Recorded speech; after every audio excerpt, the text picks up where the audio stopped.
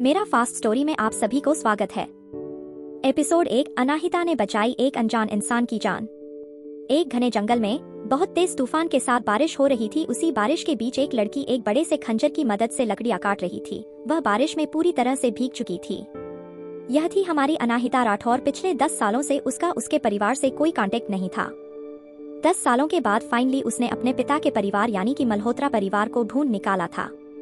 जब वह अपनी मां की किडनैपिंग और उनकी मौत का राज जानने के लिए मुंबई अपने पिता के परिवार के पास जा रही थी तो रास्ते में ही उसे कुछ लोगों ने किडनैप कर लिया और मारने की कोशिश की, लेकिन अपनी फाइटिंग टेक्निक और किस्मत की वजह से उसने उन सभी लोगों को मार दिया। मगर उस ग्रुप के और भी लोग उसे पकड़ने आते इससे पहले ही वह खुद को बचाने के लिए जंगल में भाग गई, जो उसकी एक गलती थी क्योंकि अब वह इस जंगल में फंस चुकी थी। वह पिछले 7 दिनों से इस जंगल में थी और अब तक उसे यहाँ से बाहर जाने का रास्ता नहीं मिला था। वह जब भी कोशिश करती घूम फिर कर एक ही जगह पर वापस आ जाती। उसे यह भी नहीं मालूम था कि वह कौन से शहर या फिर किस एरिया में है। किस्मत से उस जंगल में फलों के कई पेड़ थे जिस वजह से वह अभी तक उन फलों के सहारे जिंदा थी। वह खाने के लिए कुछ फल और लकड़ियां लेने बाहर आई थी, तभी अचानक से बारिश शुरू हो गई। वह अभी यह सब सोच ही रही थी, तभी उसकी नजर कुछ दूरी पत्थरों के पास किसी काली चीज पर गई। जब वह उन पत्थरों के पास पहुंची तो उसने देखा कि वहां पर अधमरी हालत में एक आदमी लेटा हुआ था। वह आदमी हैंडसम था मगर उसका पूरा चेहरा पीला पड़ चुका था। उसके पेट में चोट लगी थी और खून बह रहा था। अनाहिता ने अपनी उंगली उसके नाक के पास रखकर उसकी सांसें चेक की, तब उसे रियलाइज हुआ कि वह आदमी मरा नहीं है। वह एक आदमी को उसी तरह मरते हुए नहीं छोड़ सकती थी, इसलिए वह किसी तरह उस आदमी को वहां से उठाकर बहुत ही मुश्किल से उस पुरानी झोपड़ी में लेकर गई जहां पर वह पिछले कुछ दिनों से सोती थी। घर के अंदर कुछ सूखी लकड़ियां थी। उसने अपने लाइटर की मदद से वहां आग जलाई और उसके बाद उस आदमी की चोट देखकर फिर से उस झोपड़ी से बाहर निकल गई। कुछ ही देर में वह अपने साथ कुछ जड़ी बूटियां लेकर वापस आई और उन जड़ी बूटियों को हाथ में मलने के बाद अनाहिता ने उस आदमी की शर्ट के बटन खोले तो उसने देखा कि चाकू का घाव काफी गहरा था। जैसे ही उसने अपना हाथ उस इंसान की पल्स चेक करने के लिए आगे बढ़ाया, एक मजबूत हाथ में उसकी कलाई पकड़ ली। तुम कौन हो? आदमी ने अनाहिता से पूछा। उसकी आवाज बहुत धीमी थी लेकिन अनाहिता की कलाई पर उसकी पकड़ मजबूत थी। अनीता ने उस आदमी को देखा और कहा, मैं कौन हूँ? मैं वह इंसान हूँ जो तुम्हारी जान बचाने की कोशिश कर रही है। अगर तुमने अभी मेरा हाथ नहीं छोड़ा तो मुझे तुम्हारे लिए अंतिम संस्कार का बंदोबस्त करने पड़ेगा क्योंकि तुम बचोगे नहीं। वह आदमी चुपचाप अनाहिता को घूर कर देखता रहा। तभी उसकी नजर अनाहिता के हाथ में पकड़ी जड़ी बूटियों पर गई। अनाहिता ने कहा, जल्दी मुझे दवा लगाने दो। अनाहिता के कहने पर उस आदमी ने उसका हाथ छोड़ दिया तो अनाहिता ने आराम से वह जड़ी बूटियां उसके घाव पर रख दी। यह क्या है? उस आदमी ने पूछा। उसकी आवाज बहुत धीमी और कर्कश थी। यह कुछ एंटीसेप्टिक जड़ी बूटियां हैं, तुम्हारा खून रोकने में मदद करेंगे। मैं कहाँ हूँ? उसका यह सवाल सुनकर अनाहिता ने घुरकर उस इंसान को देखा क्योंकि पिछले 7 दिनों से वह भी इसी सवाल का जवाब ढूंढने की कोशिश कर रही थी कि आखिर वह है कहाँ। अगर उसे पता होता कि वह कहाँ है तो वह 7 दिनों से यहाँ फंसी हुई नहीं होती। अनीता ने चिढ़कर कहा, अगर तुम्हारे पास बहुत सारे सवाल है तो अपने टीचर से पूछो और बोलने में जो एनर्जी वेस्ट कर रहे हो उसे बचाओ ताकि वह आगे चल के तुम्हारी काम आए। उस आदमी ने धीरे से कहा, क्या एक डॉक्टर को अपने पेशेंट से इस तरह बात करनी चाहिए? अनाहिता एक बार फिर चिढ़ गई। उसने गुस्से में कहा, और क्या एक इंसान को अपने सेवियर से ऐसी बात करनी चाहिए? तुम बहुत रूड हो और तुम बिल्कुल पोलाइट नहीं हो। दोनों ने एक दूसरे से कहा और घुरकर एक दूसरे को देखने लगे। लास्ट में अनाहिता को ही हार माननी पड़ी क्योंकि वह एक चोट खाए हुए इंसान को परेशान नहीं कर सकती थी, इसलिए उसने एक गहरी सांस छोड़ी और उसके बाद कहा, बारिश बहुत तेज है और रात काफी ठंडी होगी, इसलिए मैं और आग जलाने जा रही हूँ, तुम यही आराम करो। इतना कहकर वह उठकर वहां से जाने लगी तो उस आदमी ने फिर से उसे पीछे से आवाज दी, हे सुनो। अनाहिता ने पीछे मुड़कर पूछा, क्या है? कुछ नहीं कहकर उस आदमी ने आंखें बंद कर ली। उसकी हरकत से अनाहिता चढ़ गई लेकिन उसने कुछ नहीं कहा और आग जलाकर वहीं बैठ गई। रात में घाव में इन्फेक्शन होने की वजह से उस इंसान को काफी तेज बुखार हो गया था। रात भर अनाहिता उस इंसान के आसपास रहकर उसका ख्याल रखती रही। उस आदमी का ध्यान रखते रखते कब अनाहिता को नींद आ गई उसे पता ही नहीं चला। अगली सुबह उसकी नींद बहुत सारी कदमों की आहट से खुली। जब उसने झोपड़ी के बाहर आकर देखा तो वहाँ बहुत सारे हटकते आदमी काली कपड़ों में एक लाइन से खड़े थे। देखने में वह बॉडीगार्ड लग रहे थे। वही उन बॉडीगार्ड्स में से ही कोई एक उस आदमी से बात कर रहा था जिसकी उसने जान बचाई थी। वह आदमी मुड़कर अनाहिता के पास आया और उसने बिना किसी एक्सप्रेशन के उससे कहा, तुमने मेरी जान बचाई तो मैं तुम्हारी कोई भी एक इच्छा पूरी करूंगा, तुम बोलो।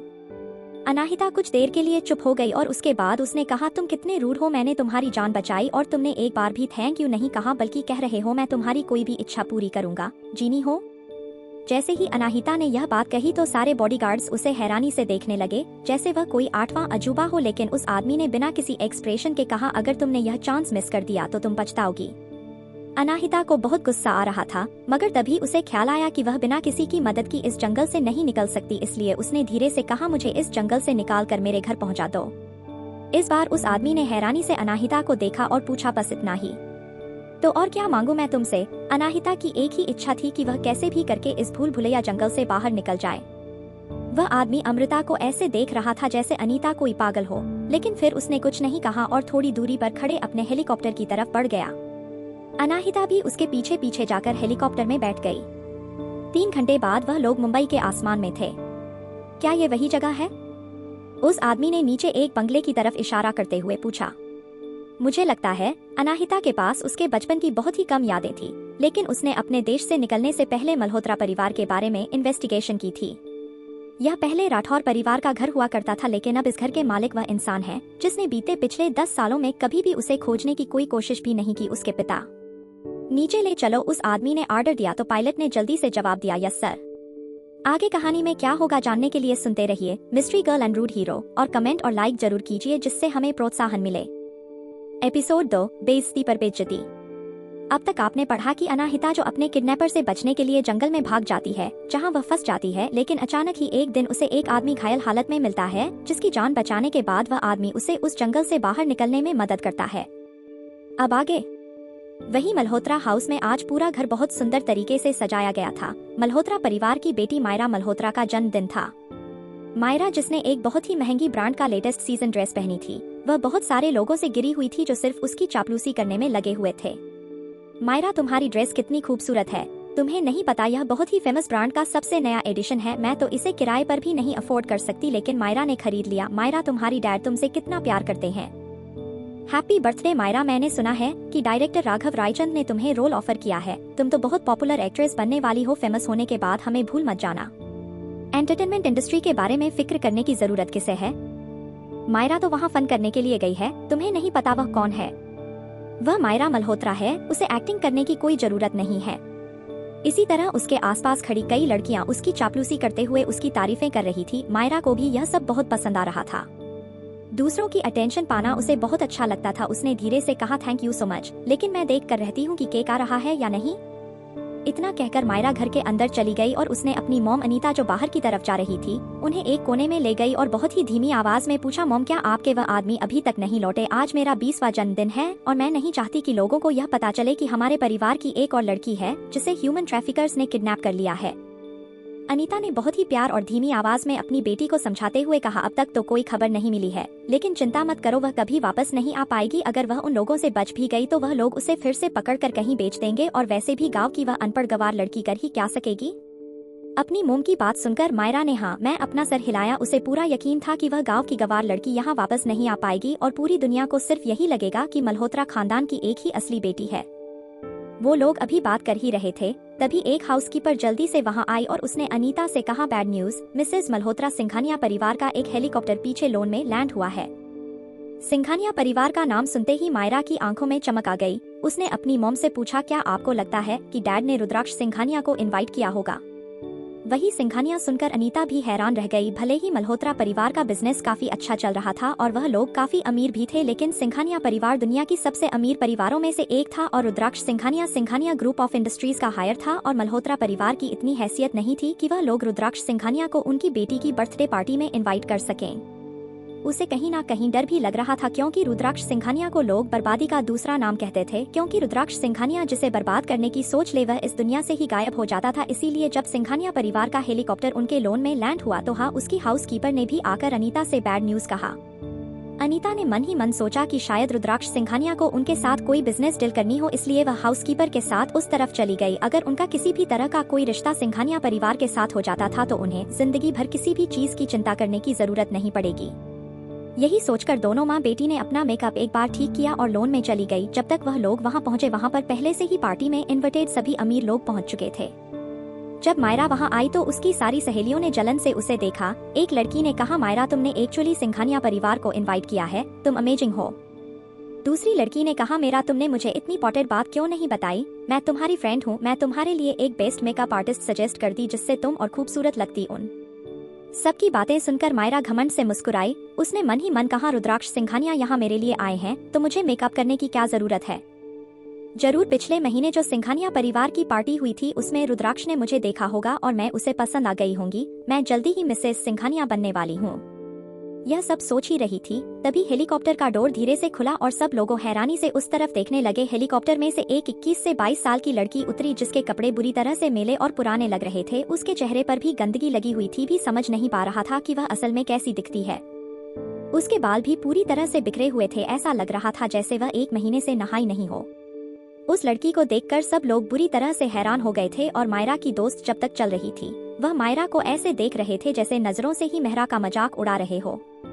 वही उस लड़की को देखकर मायरा को भी गुस्सा आ गया और वह उस लड़की के पास जाकर गुस्से में पूछने लगी, तुम कौन हो और तुम्हें ऐसा क्यों लगा कि तुम जैसे भिखारी मेरी बर्थडे पार्टी में शामिल हो सकते हैं? Birthday party? यह शब्द सुनते ही अनाहिता को यह एहसास हुआ कि सामने खड़ी लड़की कौन है। यह और कोई नहीं, अनीता की अडॉप्टेड बेटी है। लेकिन उसके डिटेक्टिव ने उसे बताया था कि मायरा एक्चुअल में अनीता और उसके पिता हिमेश मल्होत्रा की नाजायज औलाद है जो उनकी शादी से पहले ही पैदा हो गई थी और दुनिया की नजरों में अपनी इज्जत बचाने के लिए उन्होंने उसे अपनी अडॉप्टेड बेटी बताया था। हिमेश मल्होत्रा को यह भी नहीं पता कि उसकी बड़ी बेटी जिंदा है या मर गई, लेकिन उसने अपनी इस नाजायज औलाद के लिए इतनी बड़ी बर्थडे पार्टी रखी है। यह सोचती ही अनाहिता का मन कड़वाहट से भर गया। उसने मायरा की तरफ देखकर कहा, मैं तुम्हारे पिता। तुम? इससे पहले कि मायरा गुस्से में अपना कंट्रोल खोती, अनाहिता ने आगे कहा, मैं तुम्हारे पिता की असली बेटी। जैसे ही मायरा और बाकी सब ने अनाहिता की बात सुनी तो मायरा अपनी जगह पर जम गई और बाकी सब लोग बहुत इंटरेस्ट के साथ यह सीन देखने लगे। लेकिन 2 ही मिनट में मायरा अपने होश में आई और उसने कहा, तुम अनाहिता राठौर हो? अनीता अपनी बेटी से कई ज्यादा चालाक थी। अनीता ने जैसे ही सुना के सामने खड़ी लड़की अनाहिता है तो वह जल्दी से दौड़कर और झूठी चिंता दिखाते हुए कहने लगी, अनाहिता यह सच में तुम हो? मैं तुम्हारा कितने टाइम से वेट कर रही थी मेरा बच्चा, तुम फाइनली वापस आ गई। अनाहिता ने भी मुस्कुराकर कहा, हेलो आंटी अनित, बहुत टाइम हो गया आपसे मिले हुए। लेकिन उसके चेहरे की मुस्कुराहट सरकास्टिक थी। अनीता भी राठौर परिवार की ही बेटी थी। अनाहिता की मां सीता राठौर की छोटी बहन और उसकी मां के मरने के तुरंत बाद ही उसके पिता ने उसकी मौसी से शादी कर ली। यही बात अनाहिता को सबसे अजीब लगी थी। सारे मेहमान आपस में बातें करने लगे। एक इंसान ने कहा, मैंने सुना है कि मिसेज मल्होत्रा हिमेश मल्होत्रा की पहली पत्नी की बहन है। यह जरूर हिमेश मल्होत्रा की पहली पत्नी सीता राठौर की बेटी है जो 10 साल पहले किडनैप हो गई थी। तुम्हें नहीं पता, राठौर परिवार बहुत बड़ा नाम था। हिमेश की शादी राठौर परिवार की बड़ी बेटी सीता राठौर से हुई थी जो पूरी जायदाद की मालकिन थी और सीता राठौर के मरने के बाद हिमेश मल्होत्रा ने सब कुछ अपने नाम करवा लिया। क्या ऐसा सच में हुआ था? सीरियसली? सभी लोगों की बातें सुनने के बाद अनीता को बहुत गुस्सा आ रहा था, लेकिन तभी उसने अपना गला साफ करते हुए कहा, बच्चे तुम फाइनली वापस आ गई। चलो तुम पहले नहा लो, देखो तो खुदकुशी तुम कितनी गंदी लग रही हो। तुम्हारी जिंदगी जरूर बहुत मुश्किल रही होगी गाँव में। जैसे ही अनाहिता ने अनीता की यह बात सुनी उसे यह समझ में आ गया कि वह दूसरे लोगों को यह बताना चाह रही है कि अनाहिता एक गांव की अनपढ़ गंवार लड़की है। इसका मतलब साफ था कि वह उससे नफरत करती है। अनाहिता कुछ कहने ही वाली थी, उससे पहले ही एक धीमी आवाज उसके पीछे से सुनाई दी है। सब लोगों ने आवाज की दिशा में देखा और जो वैसे ही उन्होंने हेलीकॉप्टर से उतरते इंसान को देखा, सब अपनी जगह पर जम गए क्योंकि वह रुद्राक्ष था। रुद्राक्ष सिंघानिया एक चुटकी में किसी की भी दुनिया उलट पुलट कर सकता था। रुद्राक्ष को देखते हैं मायरा ने भी अनाहिता को पूरी तरह इग्नोर किया और उसके पास जाकर कहने लगी, मिस्टर सिंघानिया। वह रुद्राक्ष को नाम से बुलाने की हिम्मत नहीं कर सकती थी। क्या आप यहाँ मेरी बर्थडे पार्टी ज्वाइन करने आए हैं? Thank you so much. Myra अपनी खुशी छुपा नहीं पा रही थी। उसने कभी उम्मीद नहीं की थी कि रुद्राक्ष सिंघानिया खुद उसके बड़े पार्टी में आएगा। अगर उसका बस चलता तो वही खुशी से कूदने लगती। पार्टी में मौजूद सभी लड़कियां जो रुद्राक्ष को पसंद करती थी वह जलन से मायरा को देख रही थी क्योंकि मायरा को रुद्राक्ष की अटेंशन मिली थी। अगले की सेकंड रुद्राक्ष ने कुछ ऐसा कहा जिससे सबके होश उड़ गए। उसने आराम से पूछा, तुम कौन हो? उसकी आंखों में कन्फ्यूजन साफ देखा जा सकता था। रुद्राक्ष अपने सामने खड़ी लड़की को बिल्कुल ही जानता था। हाँ। पीछे खड़े कुछ मेहमान अपनी हंसी नहीं रोक पाए, खासकर कि वह लड़कियां जिन्हें अभी अभी मायरा से जलन हो रही थी। मैंने सोचा कि मिस्टर सिंघानिया मायरा को बर्थडे विश करने आए हैं, मगर यहाँ तो कुछ और ही बात निकली। वह तो जानते ही नहीं है कि मायरा कौन है। हाँ, यह बहुत मजाकिया है। अगर मायरा की जगह में होती तो यहाँ से भाग जाती और कभी लोगों का अपना चेहरा नहीं दिखाती। वही थोड़ी देर पहले मायरा का जो चेहरा खुशी से लाल था वह इस वक्त गुस्से से लाल हो चुका था। अपने घूर कर उन दोनों लड़कियों को देखा जो उसके बारे में बात करी थी। वही अनीता ने जल्दी से खुद को संभाला और उसके सामने जाकर कहा, मिस्टर सिंघानिया, हमें नहीं पता कि आप यहाँ क्यों आए हैं, मगर यह हमारे लिए हमारी खुशकिस्मती है कि आप यहाँ हैं। आज मेरी बेटी का बर्थडे है और इसीलिए हमें गलतफहमी हो गई कि आप यहाँ उसे बर्थडे विश आए हैं, लेकिन अब मुझे लगता है कि आप यहाँ मेरे पति के साथ कोई बिजनेस की बात करने आए हैं। वह ऊपर है तो प्लीज मेरे साथ चलिए। जैसे ही मेहमानों ने अनीता की बात सुनी, उन सब की हंसी तुरंत गायब हो गई, क्योंकि रुद्राक्ष सिंघानिया किसी से बिजनेस की बात करने उसके घर आए यह भी बहुत बड़ी बात थी। लेकिन अगले ही सेकंड फिर से रुद्राक्ष ने कहा, क्या मैं आपको और आपके पति को जानता हूँ? जैसे ही रुद्राक्ष ने यह बात कही, सारे मेहमान एक बार फिर से अपने हंसी से कंट्रोल करने की कोशिश करने लगे। अनीता बहुत ऑकवर्ड फील कर रही थी। उसे समझ नहीं आ रहा था कि अगर रुद्राक्ष उनके परिवार को जानता नहीं है तो वह यहाँ आया क्यों है। दोनों माँ बेटी की बेइज्जती पर बेइज्जती होते जा रही थी। तभी अनीता का दिमाग में ख्याल आया कि अनाहिता अभी अभी रुद्राक्ष सिंघानिया के हेलीकॉप्टर से ही नीचे उतरी थी। अनाहिता का आना इतना हैरानी भरा था कि उसने इस बात पर ध्यान ही नहीं दिया कि वह रुद्राक्ष सिंघानिया के साथ यहाँ आई है। वह किसी भी तरह से रुद्राक्ष और अनाहिता को जोड़ नहीं सकती थी। उसके दिमाग में सिर्फ यही सवाल चल रहा था कि अनाहिता रुद्राक्ष को कैसे जानती है। वह भी यह सब सोच रही थी। तभी रुद्राक्ष चल के अनाहिता के सामने खड़ा हो गया। आगे कहानी में क्या होगा जाने के लिए सुनते रहिए mystery girl and a rude hero, और कमेंट और लाइक जरूर कीजिए जिससे हमें प्रोत्साहन मिले। धन्यवाद। एपिसोड 3, परी की तरह खूबसूरत। हेलो डियर फ्रेंड्स, अगर आपको और भी लव स्टोरी सुनना चाहते हैं तो मेरा दूसरा चैनल पर सुन सकते हैं, GRS अंकित पर। अब तक आपने पढ़ा कि अनाहिता जिस इंसान की जान बचाती है वह रुद्राक्ष सिंघानिया है, जो अपनी जान बचाने के बदले अनाहिता को उस जंगल से निकालकर उसके पिता हिमेश मल्होत्रा के घर ले जाता है, जहां सबको पता चलता है कि अनाहिता कौन है तो सब हैरान हो जाते हैं। अब आगे रुद्राक्ष जाकर अनाहिता के सामने खड़ा हो जाता है और उसके बाद अपनी कोल्ड और इमोशनलेस आवाज में पूछता है, क्या तुम श्योर हो कि यही तुम्हारी इच्छा है? मैं तुम्हें दूसरा मौका दे सकता हूँ, तुम कुछ और मांग लो। अनाहिता ने उसे चिढ़कर देखा और कहा, तुम मुझसे कह रहे हो कि मैं कुछ और मांग लूं? तुम मेरे एक सवाल का जवाब दो, तुम क्या कोई जादुई जिनी हो?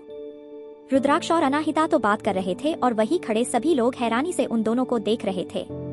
उन्हें यह बात समझ नहीं आ रही थी कि रुद्राक्ष सिंघानिया जैसा इंसान अनाहिता को कैसे जानता है, क्योंकि अनाहिता को कपड़ों की वजह से सभी लोगों से नीची नजरों से देख रहे थे। रुद्राक्ष ने उसकी आंखों में देखा और जैसे ही वह कुछ कहने वाला था तभी वहां पर हिमेश मल्होत्रा आ गए और उन्होंने रुद्राक्ष से कहा, आपसे मिलकर अच्छा लगा मिस्टर सिंघानिया, अगर आप आने वाले थे तो आपने मुझे बताया क्यों नहीं? अब सभी मेहमान आगे का सीन देखने के लिए उत्सुक हो गए, क्योंकि उन्हें लगा कि रुद्राक्ष अनीता और मायरा की तरह हिमेश को भी नहीं पहचानेगा। और वही अनीता ने अपनी आंखें बंद कर ली। वह इमेजिन भी नहीं कर सकती थी कि आगे क्या होने वाला है। लेकिन रुद्राक्ष ने हिमेश मल्होत्रा को कोई जवाब नहीं दिया। तभी अचानक हिमेश को ऐसा एहसास हुआ कि यहाँ आसपास कुछ गड़बड़ है और उसने चारों तरफ अपनी नजर घुमाना शुरू कर दिया। तभी उसकी नजर अनाहिता पर गई। अनाहिता को देखते ही उसके चेहरे पर नाराजगी के भाव आ गए। उसने मायरा की तरफ मुड़कर देखा और कहा, यह कैसे कैसे लोगों को तुमने अपनी पार्टी में बुला लिया है? अभी के अभी इसे बाहर निकालो। ऊपर से तो माहिरा नॉर्मल थी, लेकिन अपने डैड का ऐसा रिएक्शन देखकर वह अंदर ही अंदर बहुत खुश हो रही थी। उसने नॉर्मल एक्सप्रेशन के साथ कहा, डैड। वह इसके आगे कुछ कहती उससे पहले ही अनाहिता ने उसे रोक दिया और कहा, डैड, क्या मैं आपको याद नहीं हूँ? मैं माहिरा हूँ। माहिरा अनाहिता का वह नाम था जो उसकी मॉम ने उसे दिया था, लेकिन कुछ कारणों की वजह से ऑन पेपर उसका नाम अनाहिता कर दिया गया था। फिर भी उसकी माँ हमेशा प्यार से उसे माहिरा ही बुलाती थी। और वही जैसे ही हिमेश मल्होत्रा ने अनाहिता की बात सुनी, उसकी आंखें हैरानी से चौड़ी हो गई। उसने पूछा, क्या तुम अनाहिता हो? हाँ डैड, मैं अनाहिता ही हूँ, कहकर वह हिमेश मल्होत्रा के सामने आकर खड़ी हो गई। उसे अपने बचपन की बहुत कम चीजें याद थी, मगर वह हिमेश का चेहरा नहीं भूली थी। और वही अपने सामने अनाहिता को देखकर हिमेश मल्होत्रा के चेहरे पर डर साफ साफ दिखाई दे रहा था। उसे डर लग रहा था कि कहीं उसका राज बाहर ना आ जाए। अनाहिता जानती थी कि सामने खड़ी इंसान के दिमाग में क्या चल रहा है, लेकिन फिर भी उसने कहा, मैं इतने सालों से आपसे नहीं मिली, मैंने आपको बहुत मिस किया। हिमेश मल्होत्रा के पास बोलने के लिए कुछ नहीं था, लेकिन और कोई रास्ता ना होते हुए उसने अनाहिता का कंधा धीरे से थपथ पाई और कहा, वेलकम बैक बेटा। लेकिन तुम्हारे और मिस्टर सिंघानिया के कपड़ों को क्या हुआ? तुम दोनों के कपड़े इतने गंदे कैसे हो गए?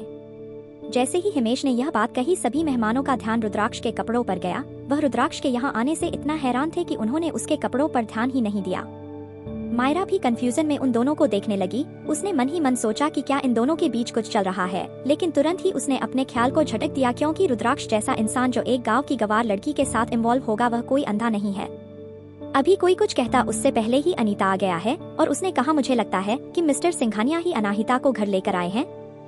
जैसे ही हिमेश ने यह सुना, अब उसे अनाहिता से कम चिढ़ हो रही थी, क्योंकि उसे लगा कि उस समय जो कुछ भी हुआ उस वक्त वह बहुत छोटी थी और उसे एग्जैक्टली क्या हुआ था यह बिल्कुल पता नहीं होगा।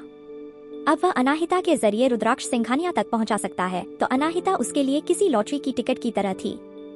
हिमेश ने तुरंत ही अपने चेहरे पर एक चापलूसी भरी मुस्कान लाकर रुद्राक्ष को देखा और कहा, तो आप और अनाहिता दोस्त हैं। Thank you. इसे घर वापस लाने के लिए अगर आप चाहे तो यहाँ रुक कर खुद को साफ कर सकते हैं और हमारे साथ डिनर भी कर सकते हैं। तभी अनीता ने भी कहा, हाँ बिल्कुल, हमने अपने मेहमानों के लिए एक्स्ट्रा कपड़े मंगवाए हैं। रुद्राक्ष उनकी बात को तुरंत ही नकार देना चाहता था, लेकिन वह हमेशा से ही एक साफ सफाई पसंद इंसान रहा था, इसलिए अब ज्यादा देर तक इन कपड़ों में उसे इरिटेशन होने लगी थी, इसलिए उसने भी हाँ में सर हिला दिया। रुद्राक्ष यहाँ सुनकर हिमेश रुद्राक्ष को अपने हाथ के इशारे से घर के अंदर ले जाने लगा और जाते समय धीरे से उसने अनीता के कान में कहा, अनाहिता को भी तैयार कर दो।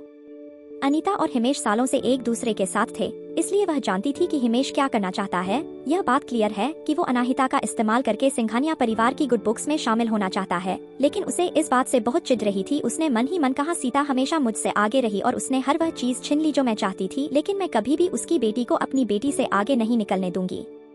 अनीता ने मायर से धीरे से कहा, उसे बाथरूम ले जाओ और अच्छे से तैयार कर दो। अनीता ने अच्छे शब्द पर कुछ ज्यादा ही छोड़ दिया था। मायरा अपनी माँ के शब्दों का मतलब अच्छे से समझ गई, इसलिए उसने मुस्कुराकर अनाहिता को देखा और कहा, अनाहिता चलो मैं तुम्हें ले चलती हूँ। अनाहिता को उन माँ बेटी के चेहरे की मुस्कान झूठी लग रही थी। वह यह बात मान ही नहीं सकती थी कि उन दोनों ने उसे इतनी आसानी से अपने परिवार में एक्सेप्ट कर लिया, लेकिन इस वक्त उसने कुछ कहना या फिर करना बेहतर नहीं समझा और वह हमें सर हिलाकर मायरा के साथ घर के अंदर चली गई। उन सब के जाने के बाद सारे मेहमानों में एक बार फिर से बातें शुरू हो गई। अभी तक उन्हें समझ में नहीं आया था कि रुद्राक्ष सिंघानिया यहाँ क्या कर रहा है, लेकिन फिर भी अब उन्हें मल्होत्रा परिवार को और ज्यादा इज्जत देनी होगी। वही मायरा अनाहिता को ऊपर गेस्ट रूम में ले गई और उसने कहा, तुम गेस्ट रूम में कुछ दिनों के लिए रह सकती हो, जब तक हम तुम्हारा रूम साफ ना करवा दे। तुम फ्रेश हो जाओ, तब तक मैं तुम्हारे लिए एक ड्रेस ले आती हूँ। All right, thank you. Myra ने मुस्कुराकर हाँ मैं सर हिलाया और दरवाजे से बाहर चली गई। जैसे ही उसने दरवाजा बंद किया, उसके चेहरे की मुस्कुराहट गायब हो गई और वह अपने बैग से रुमाल निकालकर अपना वह हाथ जिससे अनाहिता के कपड़े टच हो गए थे उसे ऐसे साफ करने लगी जैसे उसके हाथ पर बहुत ही गंदी चीज लगी हो। और वही मायरा के जाने के बाद अनाहिता सीधे बाथरूम में गई और सागर ऑन करके उसके नीचे खड़ी हो गई। पूरे 7 दिनों बाद वह इतनी राहत महसूस कर रही थी। जैसे जैसे पानी उसके चेहरे पर जा रहा था, उसके चेहरे से धूल मिट्टी हट रही थी। उसका असली चेहरा दिखाई देने लगा। गोरी मुलायम त्वचा और शार्प फीचर्स के साथ वह बिल्कुल एक परी की तरह खूबसूरत दिख रही थी। जैसी खूबसूरती देखकर अच्छों के होश उड़ जाए। तकरीबन 10 मिनट बाद मायरा ने दरवाजा खटखटाते हुए कहा, अनाहिता तुम क्या दरवाजा ओपन करोगी? मुझे तुम्हें ड्रेस पास करनी थी और मैंने यही दरवाजे के पास हील्स का एक पैर रख दिया है, तुम उन्हें पहन सकती हो। ठीक है। इतना कहकर अनाहिता ने धीरे से दरवाजा खोला और उसके हाथ से ड्रेस लेकर दरवाजा फिर बंद कर दिया। जो ड्रेस मायरा ने अनाहिता को दी थी वह गुच्ची के लेटेस्ट कलेक्शन में से एक थी। यह ड्रेस माहिरा के पहनी हुई ड्रेस से भी ज्यादा महंगी थी। उसने अनाहिता को यह ड्रेस इसलिए नहीं दी थी क्योंकि अनाहिता उसे पहनकर अच्छी लगे। उसने वह ड्रेस इसलिए दी थी ताकि सब लोग उसका मजाक उड़ाए, क्योंकि उस ड्रेस का डिजाइन कुछ इस तरह था। उसे पहनने के लिए एक सुपर मॉडल जैसा अट्रैक्टिव सगर होना बहुत जरूरी है। अगर कोई भी नॉर्मल लड़की उसे पहने तो वह लड़की बहुत ही अजीब दिखेगी। मायरा ने आज की पार्टी में यह ड्रेस इसलिए नहीं पहनी क्योंकि उसके चौड़े कंधों और कॉलर बोन ना होने की वजह से वह उस ड्रेस में अजीब सी दिख रही थी। वह यह इमेजिन कर रही थी कि अनाहिता जब उस ड्रेस में बाहर आएगी तो लोग उस पर कितना हंसेंगे। आगे कहानी में क्या होगा जानने के लिए सुनते रहिए mystery girl and a rude hero, और कमेंट और लाइक जरूर कीजिए जिससे हमें प्रोत्साहन मिले। धन्यवाद। एपिसोड 4 अनाहिता की खूबसूरती ने किया सबको हैरान। अब तक आपने पढ़ा कि जब हिमेश मल्होत्रा को पता चलता है कि अनाहिता रुद्राक्ष सिंघानिया के साथ आई है तो उसे मजबूरन अनाहिता से प्यार से बात करनी पड़ती है ताकि वह उसके जरिए रुद्राक्ष सिंघानिया तक पहुंच सके, और वही मायरा अनाहिता को तैयार करने ले जाती है। अब आगे मायरा के नजरिए से अनाहिता कोई भी ड्रेस पहने वह यह सच नहीं छिपा पाएगी कि वह सिर्फ एक बेवकूफ गांव की गवार है, और उसे इस बात का भी डर नहीं था कि हिमेश उसे अनाहिता का मजाक उड़ाने के लिए गुस्सा होंगे क्योंकि उसने अपनी सबसे महंगी ड्रेस उसे दी थी। अब गलती अनाहिता की होगी अगर वह उस ड्रेस में फिट नहीं हो पाए तो और उसने हिल्स अनाहिता को दी थी, वह भी 4 इंच लंबी थी। उसके हिसाब से अनाहिता नहीं कभी ऐसी हील नहीं पहनी होंगी तो सीढ़ियों से उतरते वक्त वह पक्का गिर जाएगी। मायरा अपने प्लान पर बहुत खुश हो रही थी। उसे तो इंतजार ही नहीं हो रहा था जब सारे मेहमान अनाहिता को उस ड्रेस में देखेंगे तो उनका रिएक्शन कैसा होगा। वह सभी लोगों को यह बता देना चाहती थी कि मल्होत्रा परिवार की बेटी होने का दर्जा से उसे मिलना चाहिए। उसने आवाज लगाकर कहा, हे अनाहिता, मैं नीचे जा रही हूँ, डिनर स्टार्ट होने वाला है तो तुम जल्दी आ जाओ। ओके, मैं आ रही हूँ, अनाहिता ने रूम के अंदर से रिप्लाई किया। उसकी बात सुनकर मायरा खुशी खुशी पार्टी की तरफ जाने लगी। वह इस वक्त रुद्राक्ष के द्वारा की गई बेइज्जती पूरी तरह से भूल चुकी थी। वही रूम में अनाहिता वह ड्रेस पहनकर आईने के सामने खड़ी थी। पिछले 7 दिनों से जंगल में रहने का उसे कुछ तो फायदा हुआ था। वह काफी हद तक पतली हो चुकी थी और उसके लंबे और अट्रैक्टिव फिगर पर वह ड्रेस काफी सुंदर लग रही थी। उसने यह ड्रेस पहन लेने से पहले कई बार चेक की थी, क्योंकि उसे मायरा के इरादों पर जरा सा भी भरोसा नहीं था। जब उसने देखा कि ड्रेस में कोई गड़बड़ नहीं है तो उसे यह बात थोड़ी अजीब लगी, लेकिन तभी उसका ध्यान ड्रेस के कट्स पर गया। जल्दी वह समझ गई कि इस ड्रेस में अच्छा लगना कितनी मुश्किल की बात है, और यह समझते ही अनाहिता के चेहरे पर एक टेढ़ी हंसी आ गई। उसने अपने आप से ही कहा, तो मायरा, तुम्हारा यह इरादा यह था, लेकिन तू बेड मेरी डेली एक्सरसाइज करती थी और पिछले 1 हफ्ते से उस जंगल में रहने की वजह से मेरी बॉडी बिल्कुल शेप में है ताकि मैं इस ड्रेस में अच्छी दिख सकूं। मुझसे इंतजार नहीं हो रहा तुम्हारा उतरा हुआ चेहरा देखने के लिए। उसके बाद उस रूम में रखे सामान से अच्छे से तैयार होकर और मायरा की दी हुई हिल्स पहनकर वह धीरे धीरे बाहर जाने लगी।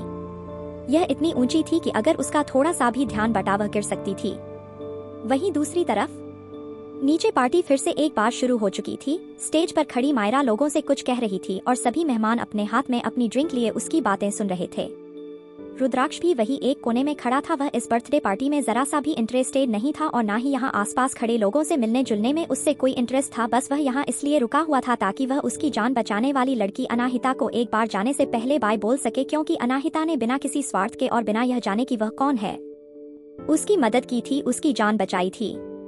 वही स्टेज पर खड़ी मायरा ने भीड़ में जब रुद्राक्ष को भी देखा तो उसे यह लगने लगा कि वह सिर्फ वहाँ उसके लिए रुका हुआ है, वरना अगर वह सिर्फ अनाहिता के लिए आया होता तो अब तक जा चुका होता और इतने सारे लोगों के सामने उसे पक्का शर्म आ रही होगी यह कहने में कि वह मुझे पसंद करता है, इसलिए उसने ऐसे दिखाया जैसे वह मुझे जानता ही नहीं। यही सब सोच सोच कर वह मुस्कुराई जा रही थी। मायरा की बातों में ज्यादातर रुद्राक्ष का जिक्र था, जिससे सुनकर रुद्राक्ष को चिढ़ मच रही थी। अब उसे अनाहिता पर भी गुस्सा आ रहा था कि वह जल्दी नीचे क्यों नहीं आ रही ताकि वह उसे बाय बोलकर यहाँ से जा सके। मायरा भी बोल ही रही थी, तभी एक हाउसकीपर में आकर उसके कान में कहा कि अनाहिता आ रही है। अब वह पला गया था जिसका मायरा को सबसे ज्यादा इंतजार था, इसलिए उसने माइक में कहा, लेडीज एंड जेंटलमैन, आज मेरी और मेरे परिवार के लिए एक बहुत खुशी का दिन है, क्योंकि मेरी बहन फाइनली 10 साल बाद वापस आई है। 10 साल पहले ह्यूमन ट्रैक्टर ने उसे किडनैप कर लिया था, लेकिन आखिरकार 10 साल बाद वो गांव से यहाँ लौट आई है। मैं बहुत खुश हूँ। इतना कहकर उसने सीढ़ियों की तरफ इशारा किया तो वहाँ पर एक स्पॉटलाइट पड़ी और सबका ध्यान उसी तरफ चला गया जहाँ से कदमों की आवाज सुनाई दे रही थी। तभी मायरा ने अपने चेहरे की सरकेस्टिक स्माइल छुपाकर कहा, प्लीज तालियां बजाकर मेरी प्यारी बहन का स्वागत कीजिए। वहाँ खड़े कई मेहमान ऐसा करना तो नहीं चाहते थे, लेकिन फिर भी वह धीरे धीरे से ताली बजाने लग। वह ऐसा सिर्फ इसलिए कर रहे थे ताकि वह मल्होत्रा परिवार के थोड़े नजदीक रह सके, वरना एक गांव की गवार लड़की का स्वागत करने में उन्हें कोई दिलचस्पी नहीं थी। वही सीढ़ियों के तरफ से आ रही अनाहिता ने जब मायरा की ऐसी बातें सुनी तो वह समझ गई कि मायरा उसका बहुत बुरी तरह से मजाक उड़ाना चाहती है। अनाहिता सुंदर तो थी, लेकिन उसने कभी अपने लुक पर घमंड नहीं किया था, लेकिन आज उसे लग रहा था कि उसका खूबसूरत होना आज उसके लिए बहुत फायदेमंद होगा। सबने सीढ़ियों की तरफ देखा तो एक बहुत ही खूबसूरत लड़की नीचे आ रही थी। हालांकि उसके चेहरे पर लाइट ना पड़ने की वजह से किसी को उसका चेहरा नहीं दिख रहा था, मगर पक्का अट्रैक्टिव फिगर और उसका ड्रेस कैरी करने का स्टाइल, चलने का स्टाइल किसी भी आदमी को मजबूर कर सकता था देखने के लिए। जब मायरा ने देखा कि रुद्राक्ष भी लगातार अनाहिता को देखे जा रहा है तो वह पैनिक करने लगी, लेकिन उसने खुद को शांत किया, यह समझाकर कि वह सिर्फ उसकी बॉडी है, उसका चेहरा उतना सुंदर नहीं होगा। जब अनाहिता नीचे आई तो मायरा ने मन ही मन कहा, कम ऑन जल्दी चलो, मैं इंतजार नहीं कर सकती कि जब तुम उन बड़ी बड़ी हील्स में गिर जाओगी, एक बहुत ही मजेदार सीन होगा। लेकिन मायरा के लिए हैरानी की बात यह थी कि अनाहिता एक बार भी लड़खड़ाई तक नहीं। वह बहुत ही ग्रेस के साथ चलकर नीचे हॉल में आ गई। जैसे ही अनाहिता नीचे आई उसके चेहरे पर रोशनी पड़ी। उसके सुंदर चेहरे पर रोशनी पड़ते ही मायरा की आंखें हैरानी से बड़ी हो गई। उसने आज से पहले इतना सुंदर चेहरा कभी नहीं देखा था। उसकी बड़ी बड़ी काली चमकती आंखें, पतली नाक, गुलाब की पंखुड़ी जैसे होंठ, हर चीज बिल्कुल परफेक्ट। मायरा का मुंह हैरानी से खुल गया और उसके चेहरे का रंग फीका पड़ गया। अब उसे अपने ही फैसले पर पछतावा रहा था कि उसने इतनी सुंदर ड्रेस अनाहिता को दी। उसे बहुत गुस्सा आ रहा था। उसके चेहरे पर गुस्सा और जल्द साफ देखी जा सकती थी। अनाहिता पर से अपनी नजरें हटा ली, तभी उसने देखा कि इस सारे मेहमान किसी हिप्नोटाइज इंसान की तरह से अनाहिता की खूबसूरती निहारे जा रहे थे। वही रुद्राक्ष, जिसका चेहरा हमेशा ही एक्सप्रेशन लेस हता था, उसके चेहरे पर अनाहिता के लिए कुछ अलग एक्सप्रेशंस थे और वह उसे अलग तरीके से देख रहा था। अनाहिता की खूबसूरती ने अनीता को भी हैरान कर दिया था। उसे पता था कि उसकी बहन सीता बहुत खूबसूरत थी, लेकिन वह यह बात नहीं जानती थी कि उसकी बहन की बेटी एक गांव में पली बढ़ी होने के बावजूद भी इतनी खूबसूरत होगी। वह अपनी माँ से भी ज्यादा खूबसूरत थी। वह अपनी बेटी की जगह अनाहिता को लेते हुए नहीं दे सकती थी, इसलिए उसने जल्दी से मुड़कर अपने पति हिमेश की तरफ देखा। वह भी लगातार अनाहिता को देख रहे थे। भले ही और आदमियों की तरह उनकी नजरें वैसे नहीं थी, लेकिन फिर भी उनकी आंखों में एक चमक थी। वह जानती थी कि हिमेश क्या सोच रहे होंगे। उसने अब अपने मन में कहा, जरूर इस बुढ़े को ऐसा लग रहा होगा कि उसने अपना खोया हुआ एक हीरा वापस मिल गया है, जिससे उसे फ्यूचर में बहुत फायदा होगा। यह सोच कर ही अनीता को बहुत गुस्सा आ रहा था। वह अपनी सालों की मेहनत पर ऐसे पानी फिरते हुए नहीं देख सकती थी। जब अनाहिता नीचे आई तो सबसे पहले उसने मायरा की तरफ देखा। वह उसके चेहरे पर गुस्सा और जलन साफ देख सकती थी। अगर यहाँ पर मेहमान नहीं होते तो पक्का गुस्से में आकर उसके चेहरे पर एक पंच मार देती, लेकिन उसने ऐसे रिएक्ट किया जैसे उसने उसके एक्सप्रेशन देखे ही नहीं। वह उसके पास गई और उसने मुस्कुराकर उसे गले लगाते हुए कहा, हैप्पी बर्थडे मायरा। अनाहिता की आवाज बहुत मीठी और प्यारी थी, लेकिन अभी इस वक्त मायरा को उसकी आवाज बहुत चुभ रही थी। मायरा ने बहुत मुश्किल से अपनी इमोशन कंट्रोल किए और एक नकली मुस्कुराहट के साथ कहा, thank you so much. Anahita ने फिर मुस्कुरा कर कहा, देखो तुमने जो मुझे ड्रेस दी थी वह मुझे कितने अच्छे से फिट हो गई, उसके लिए थैंक यू। बहुत अच्छे से फिट हो गई, यह शब्द सुनकर ही उसे बहुत गुस्सा आ रहा था। तुम। इसके आगे मायरा कुछ कहती उससे पहले ही वह बेहोश होकर वहीं गिर गई। अनाहिता ने उम्मीद नहीं की थी कि मायरा इस तरह बेहोश हो जाएगी। उसने उसका हाथ पकड़ने की कोशिश की, मगर अब तक बहुत देर हो चुकी थी। स्टेज पर रखे सामान से टकराते हुए मायरा जाकर जमीन पर गिर गई। आगे कहानी में क्या होगा जानने के लिए सुनते रहिए mystery girl and a rude hero, और कमेंट और लाइक जरूर कीजिए जिससे हमें प्रोत्साहन मिले। धन्यवाद। एपिसोड 5, मुझसे शादी कर लीजिए। अब तक आपने सुना कि पार्टी में जब अनाहिता तैयार होकर आती है तो उसकी खूबसूरती देख सब हैरान हो जाते हैं और सबकी नजरें उसके ऊपर टिक जाती है, जिससे मायरा को बहुत चिढ़ होती है। और जब अनाहिता मायरा से बात कर रही होती है तभी अचानक मायरा बेहोश हो जाती है। अब आगे। जैसे ही सबने देखा कि मायरा बेहोश होकर जमीन पर गिर गई है, अनीता मायरा का नाम लेकर चिल्लाई और दौड़कर स्टेज पर आ गई। भले ही उसकी बेटी बेहोश हो गई थी, लेकिन इस वक्त भी वह अनाहिता को नहीं भूली। उसने जानबूझकर अपने कंधे से अनाहिता को टक्कर मारी। अनाहिता ने 4 इंच लंबी हील्स पहन रखी थी और वह स्टेज के किनारे पर खड़ी थी, जिसकी वजह से अनीता का धक्का लगते हैं इसका बैलेंस बिगड़ गया और वह स्टेज से नीचे गिरने लगी। यह सब इतना अचानक हुआ कि उसे समझ ही नहीं आया और उसने डर के मारे अपनी आंखें बंद कर ली। तभी उसे एहसास हुआ कि वह जमीन पर नहीं गिरी और उसे ऐसा महसूस हुआ जैसे किसी के मजबूत हाथों ने उसे पकड़कर स्टेज से नीचे उतार कर खड़ा कर दिया। तब जाकर अनाहिता ने धीरे धीरे अपनी आंखें खोली उस इंसान को देखने के लिए जिसने उसे बचाया था। आंखें खोलते ही उसके सामने एक परफेक्ट मगर ठंडा चेहरा नजर आया। सामने खड़े इंसान ने गुस्से में कहा, तुमने इतनी हाई हील्स क्यों पहनी है? क्या यहाँ से गिरकर मरने का इरादा था? पागल आदमी, मैं क्यों मरूं? मेरे दुश्मन, मेरे पास यही पहनने के अलावा और कोई चारा नहीं था। अनाहिता यह जोर से चीख कर कहना चाहती थी, लेकिन उसने अपनी जबान पर कंट्रोल किया, क्योंकि आखिरकार सामने खड़ा इंसान सिर्फ उसकी सेफ्टी के बारे में ही कह रहा था। अगर वह इंसानों उसे नहीं बचाता था तो अब तक वह गिर चुकी होती और उसे बहुत बुरी तरह चोट आई होती। वह सामने खड़े रुद्राक्ष को थैंक यू बोलने ही वाली थी, तभी हिमेश मल्होत्रा वहां जल्दी से आ गए। मेरी प्यारी बेटी, तुम्हें कहीं चोट तो नहीं लगी? डैड तुम्हारी मदद के लिए आ ही रहे थे, मगर मिस्टर सिंघानिया यही खड़े थे तो वह जल्दी पहुंच गए लगता है। मिस्टर सिंघानिया को तुम्हारी काफी चिंता है, हिमेश ने कंसर्न एक्सप्रेशन के साथ मीनिंगफुल लहजे में कहा। वहीं दूसरी तरफ हिमेश मल्होत्रा ने मायरा की तरफ ध्यान भी नहीं दिया, जिससे बेहोशी की हालत में सीढ़ियों से ऊपर ले जाया जा रहा था। हिमेश मल्होत्रा की एक्टिंग देखकर अनाहिता ने मन ही मन उनकी तारीफ की कि वह कितने अच्छे से अपने फायदे के लिए कुछ भी कर सकते हैं। अनाहिता को आज तक एक बात समझ में नहीं आई कि उसकी मां जैसी एक परफेक्ट औरत ने हिमेश मल्होत्रा जैसे इंसान से शादी क्यों की। इस सवाल का जवाब वह बहुत दिनों से खोजने की कोशिश कर रही थी, लेकिन अब तक उसे कोई जवाब नहीं मिला था। शायद ऐसा कोई राज था जो वह नहीं जानती थी। मैं ठीक हूँ डैड, आपको ऊपर जाकर मायरा को देखना चाहिए। मुझे पता नहीं अचानक से क्या हुआ, मगर वह अचानक से बेहोश हो गई। उम्मीद है कि कोई सीरियस बात नहीं होगी, मुझे उसकी चिंता हो रही है। यह सब कहते वक्त उसके एक्सप्रेशन बहुत ही सॉफ्ट थे। उसके चेहरे पर मायरा के लिए चिंता देखी जा सकती थी। वह बिल्कुल एक सेंसिबल और ओबेडिएंट बेटी की तरह बिहेव कर रही थी, जैसा हमेशा हिमेश चाहता था। उसकी बातों से ही हिमेश मल्होत्रा भी खुश हो गया कि अनाहिता बिल्कुल एक भोली और मासूम लड़की है, जिसका इस्तेमाल वह जैसे चाहे वैसे कर सकता है। उसने जल्दी से जवाब दिया, तुम ठीक कह रही हो, मैं जाकर मायरा को देखता हूँ, तब तक तुम मिस्टर सिंघानिया का ध्यान रखो। फिर उसने रुद्राक्ष की तरफ मुड़कर कहा, मिस्टर सिंघानिया प्लीज आप बिल्कुल भी इसकी हिचकिचाइएगा मत, आप इसे अपना ही घर समझे।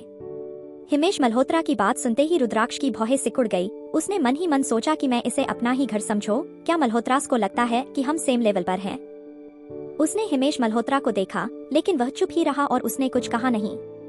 जैसे ही हिमेश मल्होत्रा वहां से चला गया, रुद्राक्ष ने अनाहिता को देखकर कहा, मैं यहाँ कोई फंक्शन अटेंड करने नहीं आया था, मैं यहाँ रुका हुआ था ताकि मैं यह बात कंफर्म कर सकूं कि तुम्हारी कोई और विश बाकी नहीं रहेगी है, और बाकी है तो मुझे बता दो। रुद्राक्ष की इस बात से अनाहित ने उसे गुस्से में घूर कर देखा। जब वह इस देश में वापस आ रही थी तो उसने सिर्फ मल्होत्रा परिवार के बारे में ही इंफॉर्मेशन इकट्ठा की थी। इस देश के अमीर लोग कौन हैं या फिर बिजनेस किंग कौन है, इस बारे में से कोई जानकारी नहीं थी, लेकिन उसने सिंघानिया परिवार का नाम कई बार सुना जरूर था और उसके अलावा यहाँ मौजूद सारे मेहमान और हिमेश मल्होत्रा के बिहेवियर से यह बात साफ हो गई थी कि रुद्राक्ष सिंघानिया जरूर कोई बहुत बड़ा इंसान है। लेकिन अनाहिता ने उसकी मदद सिर्फ इसलिए की थी क्योंकि वह घायल था और उसे मदद की जरूरत थी। उसे उम्मीद नहीं थी कि जिसकी वह जान बचा रही है वह कोई इतना बड़ा इंसान होगा। फिर अनाहित ने अपने गुस्से को कंट्रोल किया और एक गहरी सांस लेकर डिटर्मिनेशन के साथ कहा, मिस्टर सिंघानिया, मैं आपके काइंड ऑफर को अप्रिशिएट करती हूँ, लेकिन सचमुच आपको और कुछ करने की जरूरत नहीं है। अगर उसे कुछ चाहिए भी होगा तो वह इतनी कैपेबल है कि वह उस चीज को खुद हासिल कर सके। उसे किसी पर डिपेंड होना बिल्कुल पसंद नहीं था। वही रुद्राक्ष ने जैसे अनाहिता की बात सुनी उसकी भौहें और सिकुड़ गई। उसने कहा, मिस, क्या आप जानती है कि आप क्या कह रही हैं? आप कितना बड़ा मौका गवा रही है। उसे यकीन नहीं हो रहा था कि दुनिया में कोई ऐसा भी इंसान है जो उसके ऐसे ऑफर को रिजेक्ट कर सकता है, वो भी एक बार नहीं कई बार। रुद्राक्ष तो एक बार अनाहिता का ब्रेन का चेकअप करवाना चाहता था कि कहीं वह पागल तो नहीं। वही अनाहिता नहीं देखा कि रुद्राक्ष अपनी बात को लेकर कितना सीरियस है, तो उसने हंसते हुए कहा, मुझे लगता है कि आपको मुझे बताने की जरूरत नहीं है कि मैंने क्या किया है या फिर कितना बड़ा मौका गवाया है। और एक बात, मेरा नाम मिस नहीं है। तो फिर आपका नाम क्या है? मेरा नाम माहिरा है। माहिरा ने अपना माहिरा नाम इसीलिए रुद्राक्ष बताया क्योंकि उसकी मॉम की तरह उसके गोद लेने वाले माता पिता भी उसे माहिरा ही बुलाते थे। मैं समझ गया कि आपका नाम माहिरा है, लेकिन तुमने अभी तक अपनी विश मुझे बताई नहीं। जब अनाहिता ने देखा कि सामने खड़ा इंसान कितना इंसिस्ट कर रहा है तो उसने मजाक करते हुए कहा, अगर आप सचमुच मुझे रिपे करना चाहते हैं तो क्यों ना आप मुझसे शादी कर ले। अनाहिता की यह बात सुनते ही रुद्राक्ष स्पीचलेस हो गया। उसके चेहरे पर कॉम्प्लिकेटेड एक्सप्रेशन थे।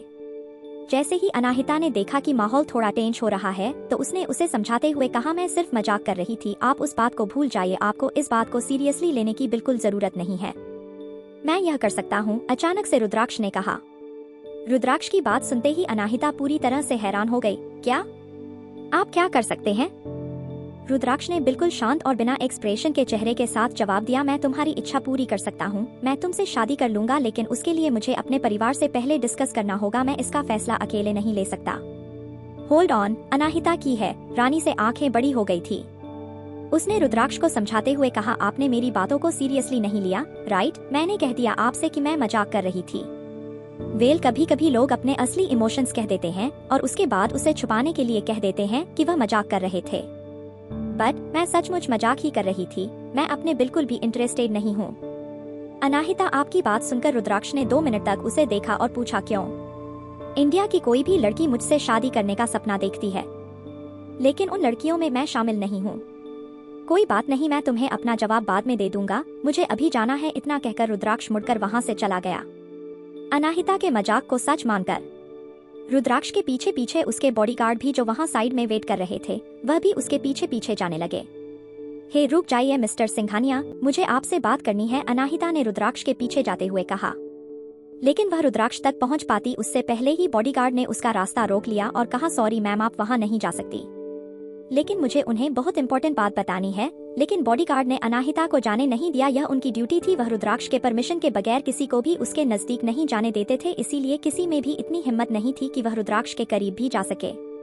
अब अनाहिता के पास और कोई रास्ता नहीं था। वह वहीं खड़ी रुद्राक्ष को उसके चॉपर में जाते हुए देखते रही।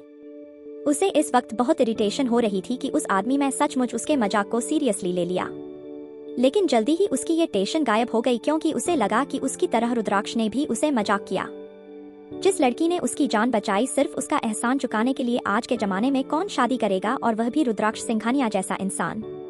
शायद वह लोग आज के बाद कभी मिले भी ना, इसलिए उसने रुद्राक्ष के बारे में सोचना छोड़कर उस मकसद पर फोकस करना सही समझा जिसके लिए वह यहाँ आई थी। उसके लिए अभी भी सबसे बड़ा सवाल यही था कि अचानक से राठौर परिवार का सब कुछ मल्होत्रा परिवार का कैसे हो गया। आगे कहानी में क्या होगा जाने के लिए सुनते रहिए mystery girl and a rude hero, और कमेंट और लाइक जरूर कीजिए जिससे हमें प्रोत्साहन मिले। धन्यवाद। एपिसोड 6, सोया कॉफी।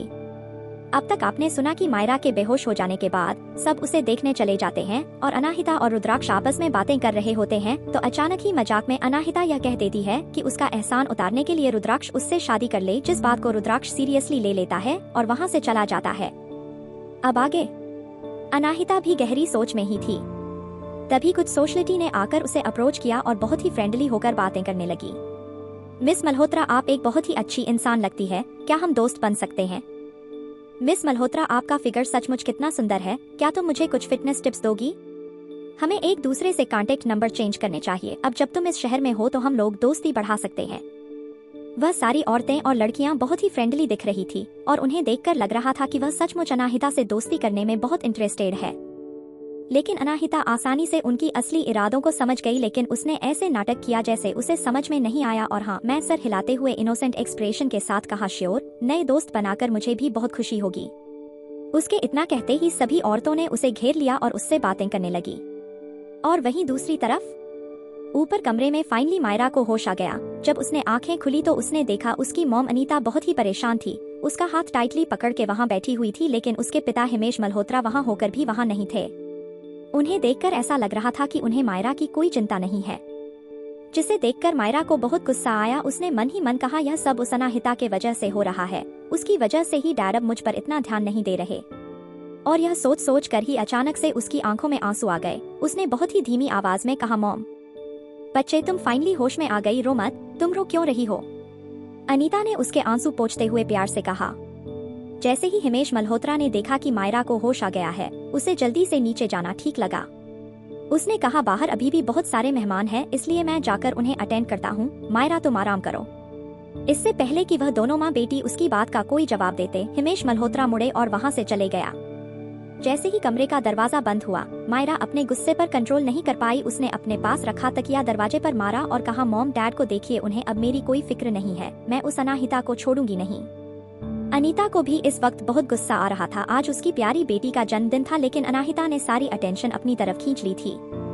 अनीता ने खुद को शांत करने के लिए एक गहरी सांस ली और फिर उसके बाद अपनी बेटी को समझाते हुए कहा, मायरा जल्दबाजी करने से कुछ नहीं होगा। अगर इस वक्त जब वह अभी अभी यहाँ लौटी है उसके साथ कुछ बुरा हो गया तो तुम्हारे डैड को पक्का हम पर शक हो जाएगा, और तुम जानती हो कि तुम्हारे डैड को यह बिल्कुल पसंद नहीं कि लोग उनकी बात ना सुने, इसलिए तुम्हें सब्र रखना होगा और कोई भी ऐसी हरकत मत करना जिसकी वजह से तुम्हारे डैड गुस्सा हो। तो हम क्या करेंगे? मायरा ने अपने हाथों से अपना चेहरा ढक लिया और रोने लगी और रोते हुए उसने कहा, मेरी बर्थडे पार्टी खराब हो गई है, सब लोग मेरा मजाक उड़ाएंगे, सारा अटेंशन और अनाहिता ने ले लिया।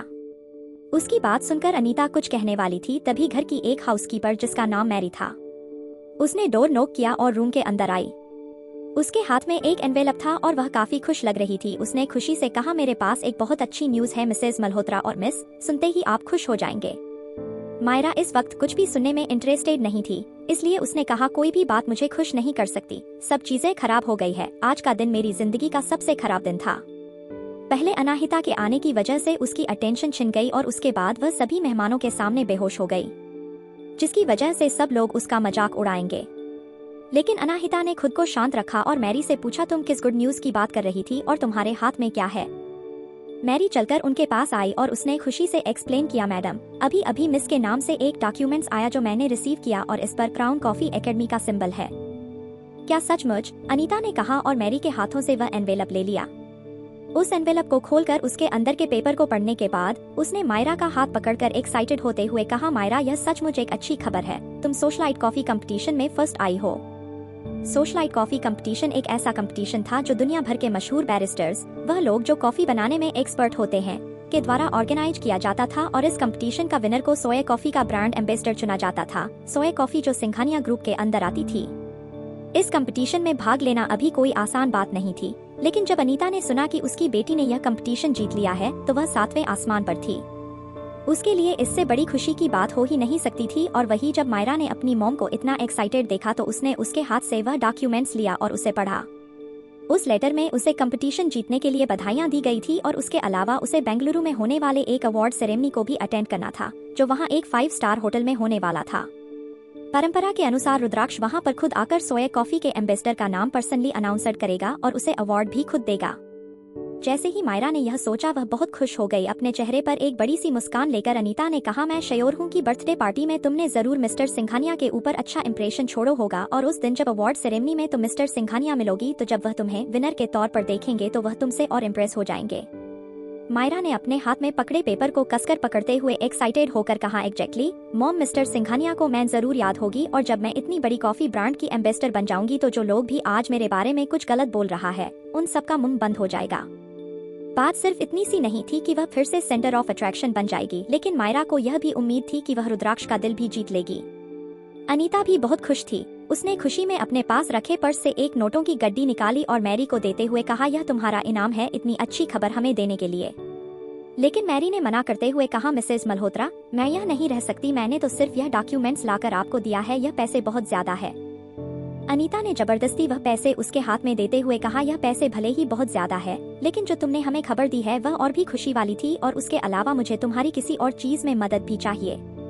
अनीता की बात सुनते ही मैरी की आंखों में लालच दिखाई देने लगा। अनीता का ऑफर मानते हुए उसने वो पैसे रख लिए और कहा, मैं आपकी किस काम में मदद कर सकती हूँ मैडम, आप बस मुझे बता दीजिए, मैं आपको निराश नहीं करूँगी। तुम अनाहिता पर नजर रखोगी और वह कब क्या करती है, क्या कहती है, उन सब के बारे में आकर मुझे बताओगी। मैं समझ गई मैडम, मैं उस गांव की गवार लड़की पर पूरी नजर रखूंगी। जैसे ही अनीता ने मैरी की बात सुनी उसे कुछ खटका। उसके दिमाग में एक ही सवाल आया, क्या सचमुच अनाहिता एक गांव की गवार लड़की है।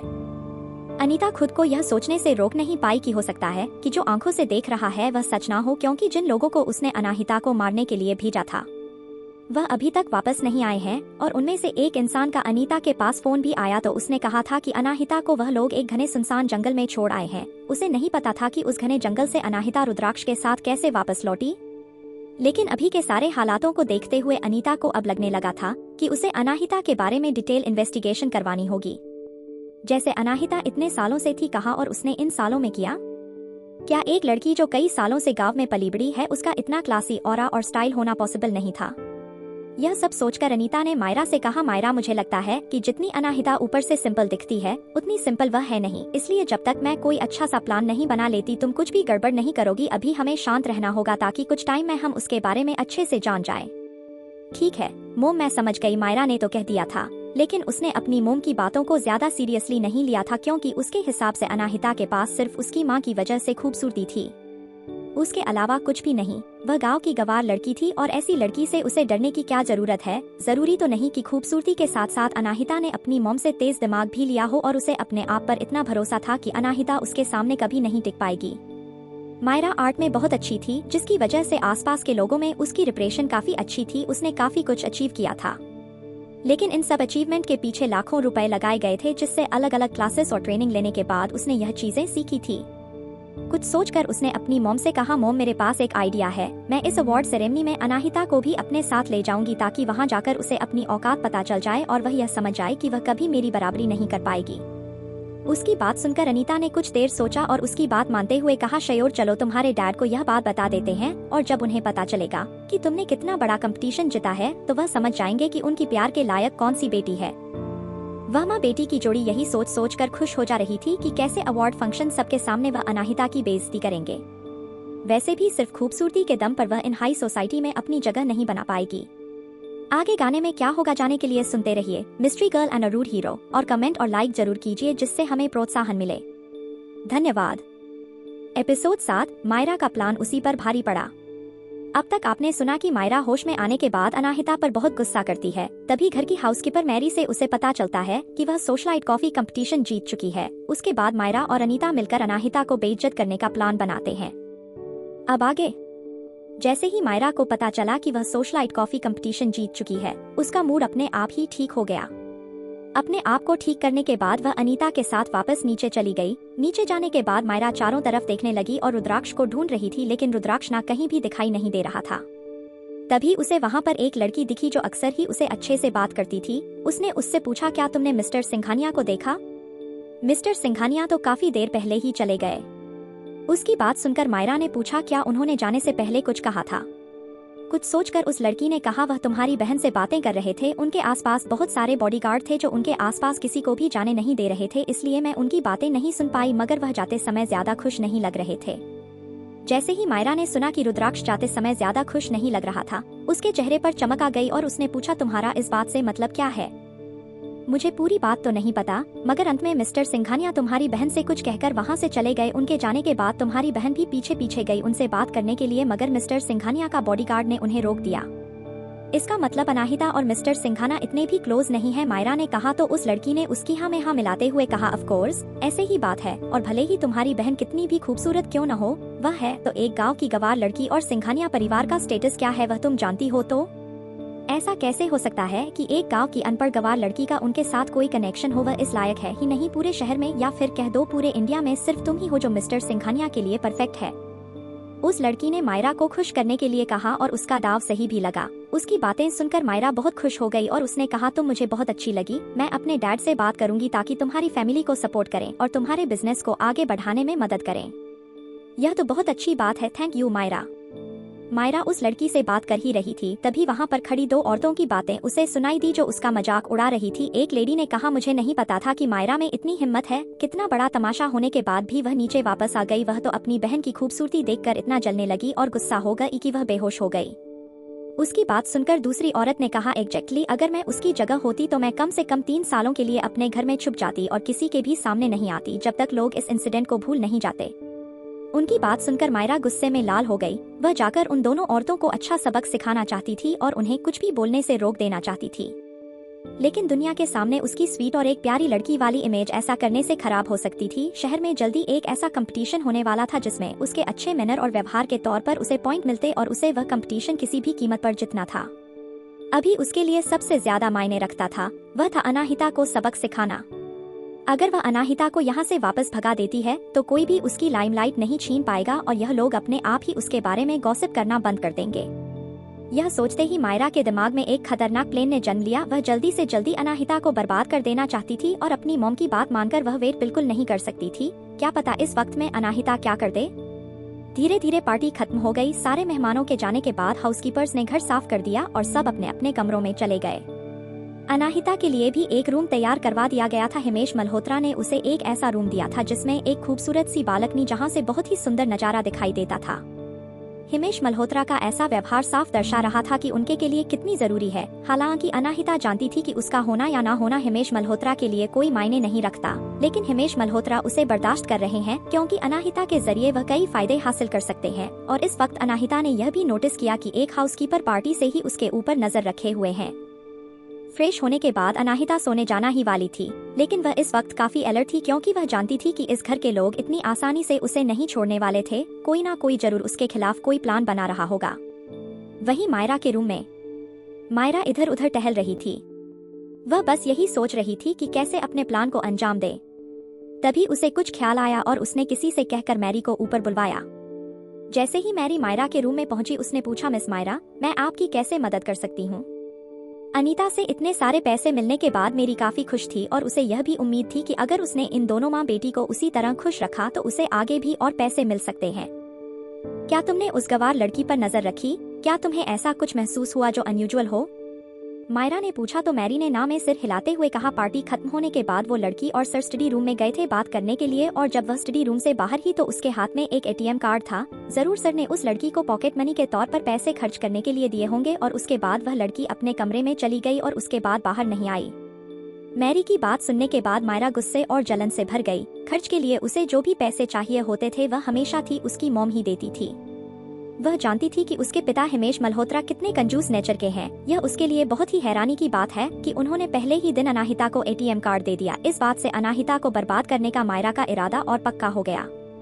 मैरी, मैं चाहती हूँ कि तुम मेरे लिए कोई चीज लेकर आओ और उस चीज को लाने के बाद उस लड़की के रूम में रखना। वह कौन सी चीज है मैडम? एक जहरीला और बहुत ही खतरनाक सांप। मायरा ने इस बारे में पहले ही सोच लिया था। उनके घर के आसपास बहुत से पेड़ पौधे और एक छोटा सा जंगल भी था। अगर आधी रात को अनाहिता के रूम में एक जहरीला सांप आकर उसे काट लेता है और उसकी मौत हो जाती है तो यह इंसिडेंट सिर्फ एक हादसा लगेगा। कोई भी इंसान यह नहीं समझ पाएगा कि यह किसी के द्वारा प्लान किया गया था। जहरीला खतरनाक सांप? क्या आप चाहती है कि सांप के काटने से वह लड़की मर जाए?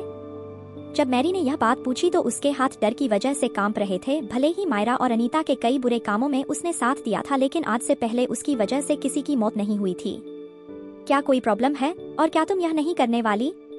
नहीं नहीं, मैं आपकी बात मानूंगी। मैं आपके और मिसेज मल्होत्रा के लिए बहुत लॉयल हूँ। इतना कहकर मैरी रुक गई। तभी उसने घबराते हुए कहा, लेकिन मुझे याद है कि मैडम ने कुछ टाइम के लिए हमें शांत रहने के लिए और कुछ भी ना करने के लिए कहा। वह इसके आगे कुछ कहती है उससे पहले ही मायरा आने से बीच में रोककर कहा, बस करो, मैं यह सब बातें नहीं सुनना चाहती। मेरी मॉम थोड़ी डरपोक है। वह नहीं जानती कि जितना लेट हम उस लड़की को सबक सिखाने में करेंगे, वह उतने ही ज्यादा मुसीबतें हमारे लिए खड़ा करेगी। यही सबसे अच्छा तरीका है उसे हमारे रास्ते से हटाने का। और वैसे भी मैं भी, अगर मैं गलत नहीं हूँ तो तुम्हारा छोटा बेटा एक जुआरी है और उसके जुए में हारे हुए पैसों की भरपाई करने के लिए तुमने हमारे घर से एक कुछ चीजें चुराई थी। मैं सही कह रहा हूँ ना? मायरा की यह बात सुनते ही मैरी बुरी तरह से हैरान हो गई और डर गई। उसने डरते हुए मायरा को देखा। वह यकीन नहीं कर पा रही थी उसके सामने खड़ी 20-21 साल की लड़की इतनी कम उम्र में उसे ब्लैकमेल कर रही है। मेरी अच्छे से जानती थी कि जो भी चीज है उसने घर से चुराई थी वह सभी काफी महंगी थी, और अगर यह बात किसी और को पता चली तो उसे जेल भेज दिया जाएगा और वह सालों तक जेल से बाहर नहीं आ पाएगी। वह यह सब सोची रही थी। तभी मायरा ने फिर से कहा, ऑफ कोर्स मैरी, तुम मेरे साथ बचपन से हो और तुमने मेरा ख्याल भी रखा है, इसलिए मैं तुम्हारे साथ इतनी क्रूवल नहीं हो सकती। जब तक तुम मेरी बात मानती रहोगी तब तक मैं यह पूरा यकीन दिलाती हूँ तुम्हें यह बात किसी और को नहीं पता चलेगी। और उसके अलावा अगर तुम्हें पैसों की भी जरूरत हुई तो तुम मुझसे पैसे मांग सकती हो। सोच लो, अब चॉइस तुम्हारी है। क्या तुम यह काम करोगी? मैरी ने बेबसी में अपनी आंखें बंद कर ली। उसके पास कोई चॉइस नहीं थी। आधी रात के समय अनाहिता अपने रूम में सो रही थी, लेकिन उसने इस बात का पूरा ध्यान रखा था कि अगर कोई खतरा आसपास हो तो उसकी नींद खुल जाए। तकरीबन रात के 12 बजे उसे खिड़की से कुछ आवाज आती है सुनाई दी, जिससे उसकी आंख तो खुल गई थी, लेकिन वह बिना हिले दुले अपने बेड पर लेटी हुई थी। वह अपने बालकनी में किसी के कदमों की आहट सुन सकती थी। कोई उसकी बालकनी में आया और कुछ ही मिनट बाद वापस चला भी गया। वह जानती थी कि कोई वहां पर आया था, लेकिन वह इंसान उसके रूम में नहीं आया, सिर्फ बालकनी से ही वापस लौट गया। और अनाहिता को समझ नहीं आ रहा था कि उस इंसान ने किया क्या है। थोड़ी देर तक वैसे ही लेटे रहने के बाद जब अनाहिता पूरी तरह श्योर हो गई कि वह इंसान अब दोबारा लौटकर नहीं आएगा, तो उसने साइड टेबल से अपना फोन उठाया जो हिमेश मल्होत्रा ने उसे दिया था, और उसकी लाइट ऑन करके वह आसपास देखने लगी। उसे आसपास कुछ नजर नहीं आ रहा था। वह समझ नहीं पा रही थी कि कोई यहाँ क्यों आया था। सिर्फ उस पर जासूसी करने के लिए तो कोई इतनी रात को उसके बालकनी में नहीं आएगा। काफी देर तक देखने के बाद जब उसे कुछ नहीं मिला तो उसने बालकनी लॉक करके वापस से सोने का फैसला किया। लेकिन तभी उसकी फोन की लाइट से उसे अपने कमरे के कोने में कुछ दिखाई दिया, लेकिन दोबारा दिखने पर वहां पर कुछ नहीं था। हिस, उसे इसी के सांस लेने की आवाज भी आ रही थी, लेकिन उसे कुछ दिखाई नहीं दे रहा था। लेकिन तभी उसने यह पता लगा लिया कि आवाज कहाँ से आ रही थी। यह आवाज उसके बेड पर से आ रही थी, जो उससे तकरीबन 3 फीट की दूरी पर था। उसने जल्दी से अपने फोन की लाइट से उस तरफ देखा तो वहां उसके बेड पर एक कोबरा सांप काफी गुस्से में उसकी तरफ देखकर फुफकार रहा था। कोबरा सांप को देखकर एक पल के लिए अनाहिता थोड़ी डरी, लेकिन उसने खुद को संभाला और कोई आवाज नहीं की, वरना आवाज करती ही वह सांप उस पर झपट पड़ता। लेकिन अचानक से ही वह कोबरा अनाहिता की तरफ उछला। लेकिन अनाहिता की ट्रेनिंग की वजह से उसके रिफ्लेक्सेस काफी तेज थे, जिसकी वजह से वह जल्दी से साइड हट गई और सांप दूसरी तरफ गिरने लगा। लेकिन उससे पहले ही अनाहिता ने उस सांप की पूंछ पकड़ ली और उसका सर ले जाकर एक तकिए के नीचे दबा दिया। उसके बाद उसने वही एक ड्रॉअर से एक कैंची निकाली। वह जल्दी से उस सांप की गर्दन काट देना चाहती थी, लेकिन तभी उसे कुछ याद आया और उसके हाथ रुक गए। यह सांप एक कोबरा था जो यहाँ उत्तर दिशा की ओर नहीं पाया जाता था, यह दक्षिण दिशा की ओर पाया जाता। यह बात याद आते है उसे यह एहसास हुआ कि यह सांप अचानक से रेंगते हुए उसके कमरे में नहीं आया, बल्कि किसी ने जानबूझकर से उसके कमरे में छोड़ा है। तभी उसे याद आया कि कोई उसकी बालकनी में आया था। यह बात याद आती थी वह समझ गई कि यह सांप उसी इंसान ने छोड़ा है, और जिसने भी यह किया है वह उसे मार देना चाहता है। अनाहिता उन सारी पॉसिबिलिटीज के बारे में सोचने लगी कि कौन उसे मार देना चाहता है। सबसे पहले उसके दिमाग में हिमेश मल्होत्रा का ख्याल आया, लेकिन वह इस बात को लेकर कॉन्फिडेंट थी कि वह उसे नहीं माना चाहेगा, क्योंकि वह उसके लिए सिंघानिया परिवार तक पहुंचने की एक सीढ़ी थी। तो इसका मतलब 2 ही लोग हैं, एक अनीता और दूसरी मायरा। लेकिन अनीता चालाक है और अनाहिता के लौटने के पहले ही दिन वह कोई ऐसा काम नहीं करेगी जिससे शक उसके ऊपर जाए। तो इसका मतलब साफ था कि यह सारा किया धरा मायरा का था। जैसे ही अनाहिता के दिमाग में ख्याल आया उसके चेहरे के एक्सप्रेशन सख्त और आंखें कोल हो गई। उसने कहा, मायरा मल्होत्रा, तुमने अपने आप को कुछ ज्यादा ही चालाक समझ लिया। अगर तुम मुझे मारना चाहती हो तो इसकी सजा तुम्हें जरूर मिलेगी। रात के समय सब लोग सो चुके थे सिवाय मायरा के। वह अभी तक जागी हुई थी और अनाहिता की मौत की खबर सुनने का इंतजार कर रही थी। उस सांप को अनाहिता के कमरे में गए हुए काफी देर हो चुकी थी और अभी तक उसे कोई खबर नहीं मिली थी। वह ज्यादा देर तक इंतजार नहीं कर सकती थी, इसलिए उसने फोन करके मैरी को उसके रूम में बुलाया। जैसे ही मैरी उसके रूम में आई, उसने पूछा, क्या तुमने मेरा कहा हुआ काम नहीं किया? और अगर नहीं किया है तो इंतजार करो, सुबह पुलिस आती ही होगी तुम्हें लेने के लिए। जैसे ही मैरी नहीं है सुना, वह पैनिक हो गई और उसने जल्दी से कहा, आप मुझे गलत समझ रही है। मैं आपके कहे अनुसार मैंने एक बहुत ही जहरीला सांप खरीद लिया था और मैंने ही वह साहब उस लड़की के रूम में 2 घंटे पहले ही छोड़ दिया था। अगर ऐसी बात है तो मुझे अब तक कुछ सुनाई क्यों नहीं दिया? अगर सांप ने उसे काटा होता तो वह जग गई होती और दर्द में चिल्ला रही होती। मेरा रूम उसके रूम के बिल्कुल पास है, मुझे अब तक कोई चीखें क्यों नहीं सुनाई दी? मायरा ने गुस्से में पूछा। मुझे कुछ नहीं पता। हो सकता है कि उस सांप ने उसे काटा ही ना हो। मायरा की यह बात सुनकर मेरी ने ना में सर हिलाते हुए कहा, नहीं, उस सांप बेचने वाले ने मुझे यह बात कंफर्म की थी कि वह सांप बहुत गुस्से में है और कई दिनों से भूखा भी। वह जब भी किसी जिंदा इंसान को अपने आसपास देखेगा उस पर वार जरूर करेगा। उसकी बात सुनकर मायरा कंफ्यूज हो गई। उसने गुस्से में पूछा, तो उसने अटैक किया क्यों नहीं? हो क्या रहा है? तभी मैरी ने फिर कहा, उस सांप बेचने वाले ने यह भी कहा था कि यह सांप बहुत जहरीला है और अगर जल्द से जल्द उस सांप का जहर शरीर से नहीं निकाला गया तो इंसान कुछ ही घंटों में मर जाएगा। हो सकता है कि सांप ने उसे काट दिया हो और वह लड़की रिएक्ट कर पाती उसके पहले ही वह लड़की मर। मैरी इसके आगे कुछ कहती है, उससे पहले ही मायरा ने इसे बीच में रोका और कहा, इसका मतलब वह शायद मर चुकी होगी। अगर ऐसा है मिस, तो क्या मैं किसी बहाने से जाकर उसके रूम में चेक करूं?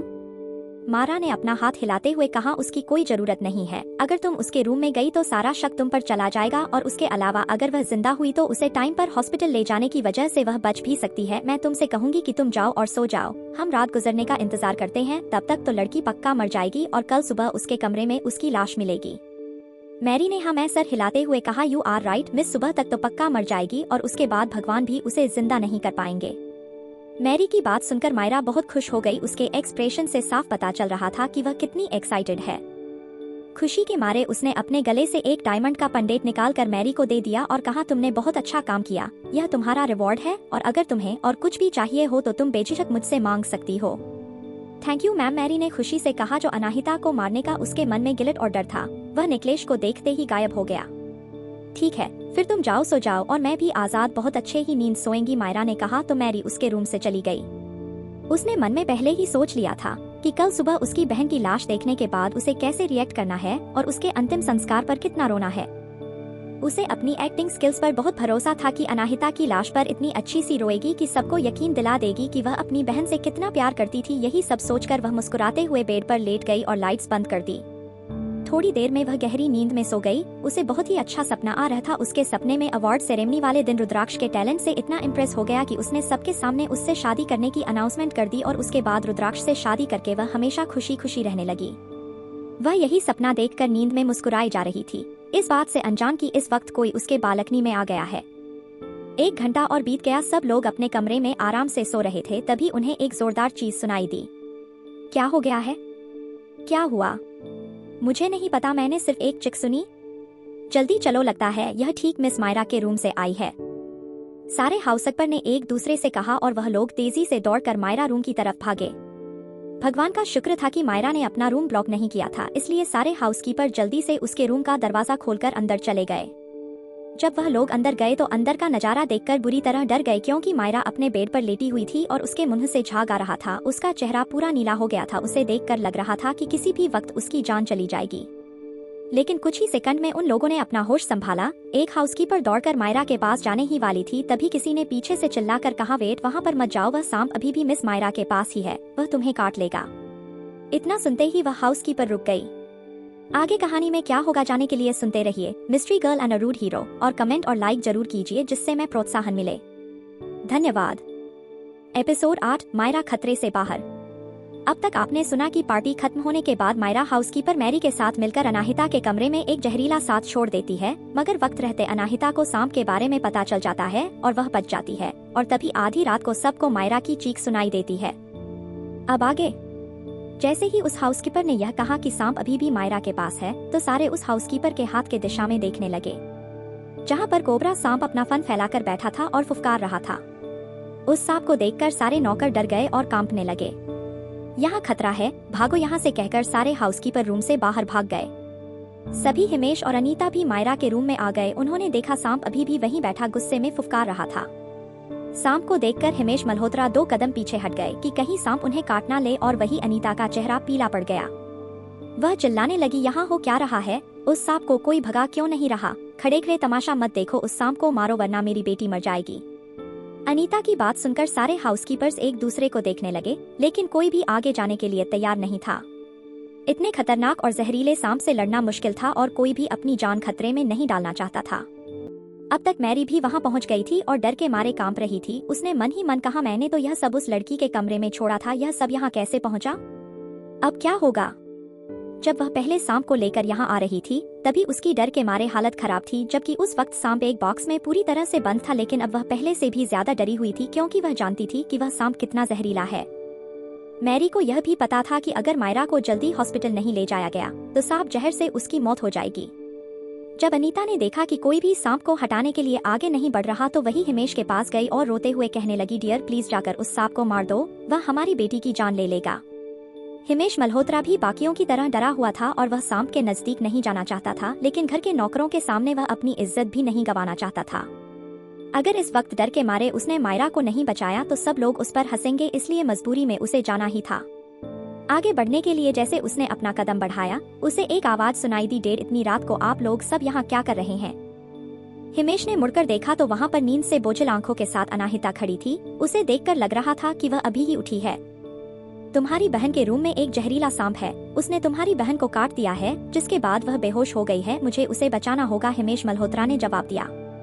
नहीं, आप ऐसा नहीं कर सकते, अनाहिता ने तुरंत कहा। यह बहुत डेंजरस है, आप इस तरह उस सांप के पास नहीं जा सकते। जैसे ही अनाहिता के मुंह से अनीता ने यह बात सुनी, उसका खून गुस्से में खौलने लगा। उसने अपना हाथ उठाया और अनाहिता के गाल पर एक जोरदार थप्पड़ जड़ दिया। अनाहिता के रिफ्लेक्सेस इतनी तेज थी कि वह अनीता का हाथ झटक सकती थी या फिर डोज कर सकती थी, लेकिन उसने ऐसा ना करने का फैसला किया और थप्पड़ खा लिया। अनीता का थप्पड़ पड़ते ही अनाहिता के गोरे गालों पर उसके 5 उंगलियों के निशान छप गए और गाल पूरी तरह से लाल हो गया।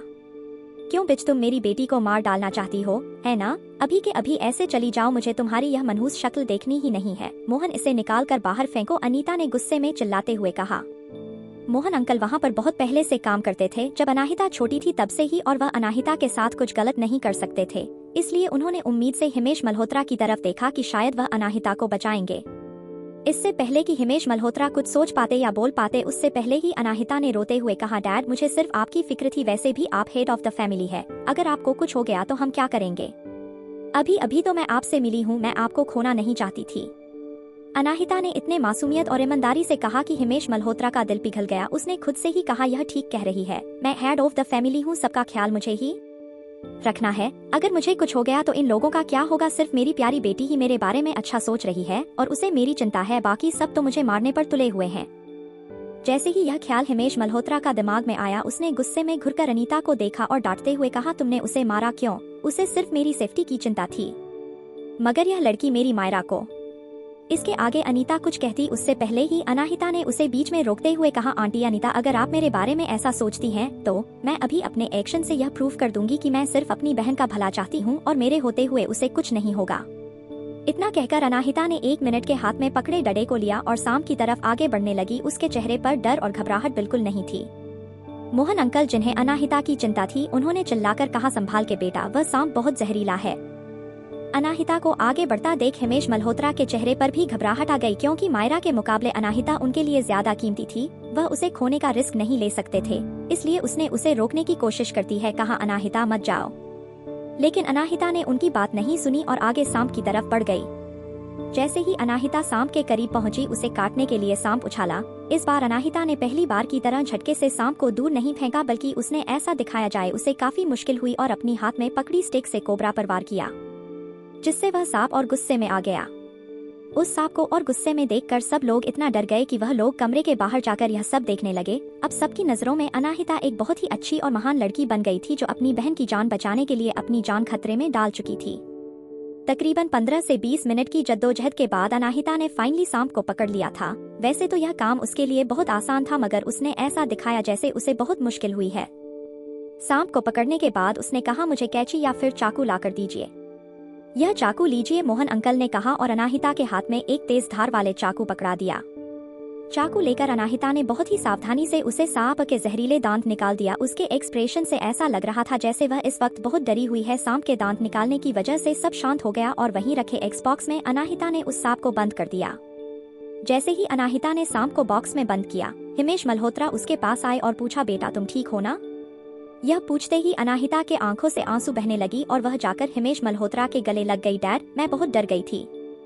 हाँ बेटा मैं जानता हूँ, मगर शांत हो जाओ। देखो तुमने कर दिया और वह सांप हमारा कुछ नहीं बिगाड़ सकता।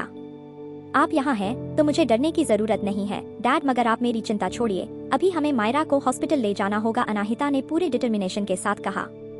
अनाहिता की बात सुनते ही हिमेश मल्होत्रा का दिल पिघल गया। न सिर्फ उनकी बेटी बहादुर थी बल्कि उसे अपनी बहन की भी फिक्र थी। तभी हिमेश मल्होत्रा की नजर अनाहिता के लाल गालों पर गई, जहाँ पर अभी भी अनीता के उंगलियों के निशान थे, जिसे देखकर उसे गुस्सा आ गया। उसने अनीता को देखकर कहा, देखो तुमने क्या किया। इसने मायरा को बचाने के लिए अपनी जान खतरे में डाली और फिर भी तुमने इसी पर इल्जाम लगाया और मारा भी। हिमेश मल्होत्रा की इस बात का अनीता कुछ जवाब देती उससे पहले ही हिमेश मल्होत्रा ने कहा, अगर तुम्हें इतनी भी समझ नहीं है कि क्या सही और क्या गलत है तो मुझे लगता है कि तुम्हें घर के मामलों से भी दूर रहना चाहिए। अब से घर के सारे फाइनेंशियल मामले में खुद हैंडल कर लूंगा। जैसे ही अनीता ने यह बात सुनी उसके चेहरे का रंग उड़ गया। मेरी बात तो सुनो। इसके पहले कि वह अपने आप को एक्सप्लेन कर पाती, हिमेश मल्होत्रा ने उन्हें बीच में ही रोक दिया और कहा, शट अप, मुझे और कुछ नहीं सुनना। अभी के अभी अपने कमरे में चले जाओ और तब तक बाहर मत आना जब तक तुम यह समझ ना जाओ कि तुमने क्या गलत किया है। तभी एक हाउसकीपर ने कहा, मिस्टर मल्होत्रा एम्बुलेंस आ गई है। उस हाउसकीपर की बात सुनकर हिमेश मल्होत्रा को मायरा का ध्यान आया। उसने जल्दी से एक हाउसकीपर को मायरा को जल्दी से एम्बुलेंस पर ले जाने के लिए कहा और अनाहिता को साथ लेकर हॉस्पिटल के लिए निकलने लगा। तभी अनीता ने रोते हुए कहा, प्लीज मुझे भी अपने साथ ले चलो। मायरा मेरी बेटी है, मैं उसे इस हालत में छोड़कर घर पर नहीं रह सकती। भले ही इस वक्त अनीता की हालत बहुत खराब दिख रही थी और उसे देखकर किसी को भी दया आ सकती थी, लेकिन हिमेश मल्होत्रा का दिल नहीं पिघला। उसने कहा, मुझे तुम्हारी बातों को बिल्कुल भरोसा नहीं है। फिर उसने एक हाउसकीपर से कहा, मिसेज मल्होत्रा को अभी के अभी उनके रूम में ले जाया जाए और जब तक मैं ना कहूँ कोई भी बाहर से दरवाजा नहीं खोलेगा। हिमेश मल्होत्रा का ऑर्डर सुनते ही दो हाउसकीपर रोती हुई अनीता को लगभग घसीटते हुए उसके रूम में ले गए और उसके बाद अनाहिता और हिमेश मल्होत्रा एम्बुलेंस में जाकर बैठ गए। तभी अनाहिता ने अपनी सॉफ्ट आवाज में कहा, डैड क्यों ना आप आंटी को भी हमारे साथ ले चले। वह कितना प्यार करती हैं मायरा से, अगर वह घर पर रहेंगे चिंता कर करके अपनी तबीयत बिगाड़ लेंगी। लेकिन हिमेश मल्होत्रा ने उसकी बात नहीं मानी और उसकी तरफ देखकर पूछा, बच्चे गाँव में तुम्हारी जिंदगी बहुत मुश्किल रही होगी ना? नहीं बिल्कुल नहीं, मेरी जिंदगी बहुत अच्छी थी, अनाहिता ने जवाब दिया। उसका हर एक शब्द सच था। इन लोगों ने उसे अडॉप्ट किया था, उनके साथ उसने एक बहुत ही अच्छी जिंदगी बिताई थी। लेकिन हिमेश मल्होत्रा को लगा कि अनाहिता अपना दुख उनके सामने जाहिर नहीं करना चाहती, इसलिए उसने कहा, तुम बहुत भूली हो। इस हाई सोसाइटी में सरवाइव करने के लिए तुम्हें बहुत कुछ सीखने की जरूरत है। मैं धीरे धीरे तुम्हें सब कुछ सिखा दूंगा। Thank you dad. हम परिवार है, इसलिए तुम्हें मुझे थैंक यू कहने की जरूरत नहीं है। वो लोग बात कर ही रहे थे तभी एम्बुलेंस हॉस्पिटल पहुंच गई। मायरा को जल्दी से इमरजेंसी रूम में ले जाया गया। उसकी दिल की धड़कन बहुत ही धीमी हो गई थी। अनाहिता और हिमेश मल्होत्रा इमरजेंसी रूम के बाहर बैठे हुए थे। हिमेश मल्होत्रा काफी घबराए हुए थे क्योंकि अनाहिता और मायरा दोनों ही उनके लिए काफी कीमती थी, जो उनके फ्यूचर में उनकी मदद करेंगी और अगर मायरा को कुछ हो गया तो उनका एक सपोर्ट सिस्टम कम हो जाएगा। तकरीबन 1 घंटे बाद फाइनली इमरजेंसी रूम का दरवाजा खुला। जैसे ही डॉक्टर बाहर आए, हिमेश मल्होत्रा ने तुरंत जाकर पूछा, डॉक्टर मेरी बेटी कैसी है? अभी पेशेंट खतरे से बाहर है, लेकिन कुछ दिनों तक उसे हॉस्पिटल में ही रहना होगा और हम उसे मॉनिटर करेंगे। सांप का जहर बहुत ही खतरनाक था, अगर उसे टाइम पर हॉस्पिटल नहीं लाया जाता तो कोई भी उसे बचा नहीं पाता। मगर मुझे आप लोगों से एक बात पूछनी है, इस सांप ने ही आपकी बेटी को काटा कैसे? यह सब तो शहर में पाया ही नहीं जाता। जैसे ही डॉक्टर ने यह बात कही, हिमेश मल्होत्रा कंफ्यूजन में पूछा, आपका इस बात से मतलब क्या है? हमारा घर जंगल के कुछ ज्यादा ही करीब है। आज से पहले 1-2 बार और भी सांप हमारे घर में आ गए थे। डॉक्टर ने अपना सरनामे हिलाते हुए कहा, यह सब स्पेशली दक्षिण दिशा की ओर पाया जाता है और वह भी घने जंगलों में। इस तरह शहरी इलाके में उसे पाना बहुत ही मुश्किल है। मैं भी वहीं से आया हूँ, इसलिए मुझे पता है। मुझे लगता है आपको इस बारे में ठीक से जांच करनी चाहिए। जैसे ही हिमेश मल्होत्रा को डॉक्टर की बात समझ में आई, उसे गुस्सा आने लगा। उसने पूछा, आपके कहने का मतलब यह है कि किसी ने जानबूझकर मायरा को मारने की कोशिश की है? ऐसा हो सकता है। डॉक्टर की बात सुनते ही हिमेश मल्होत्रा ने गुस्से में अपनी मुठिया का कस ली। कौन हो सकता है? वह कौन हो सकता है जो मेरी बेटी को मारना चाहता है? इतना कहते ही उसकी नजर अनाहिता पर गई और उसके चेहरे पर अनाहिता को लेकर शक दिखाई देने लगा। अनाहिता ने उसके एक्सप्रेशन नोटिस कर लिए, लेकिन उसने ऐसे दिखाए जैसे उसे समझ नहीं आया और गुस्से में बोली, उनकी हिम्मत कैसे हुई? वह लोग हमारे घर में सांप ले आए। डैड, आपको जरूर इस मामले की जांच करनी चाहिए। हम एक खूनी को इसी तरह खुला नहीं छोड़ सकते। अनाहिता की बात सुनते ही हिमेश मल्होत्रा का शक दूर हो गया। उसे पूरा यकीन था कि यह लड़की जो अभी अभी इस शहर में आई है, वह इतना खतरनाक प्लान नहीं बना सकती, और अगर उसी का प्लान यह सब होता तो क्यों अपनी जान खतरे में डालकर उस सांप को पकड़ती? उसे अनाहिता पर शक नहीं करना चाहिए। यही सोचकर उसने कहा, अनाहिता, पहले घर चलते हैं। मैं इस मामले की पूरी जांच करूंगा और पता करूंगा कि यह सब किसने किया है। आप ठीक कह रहे हैं डैड, हमें इस मामले की पूरी तरह से जांच करनी चाहिए। जिसने भी यह किया है, आज उसका निशाना मायरा थी और कल उसका निशाना आप भी हो सकते हैं। जल्दी से जल्दी उस इंसान को पकड़कर सजा देनी होगी, अनाहिता ने गुस्से में कहा।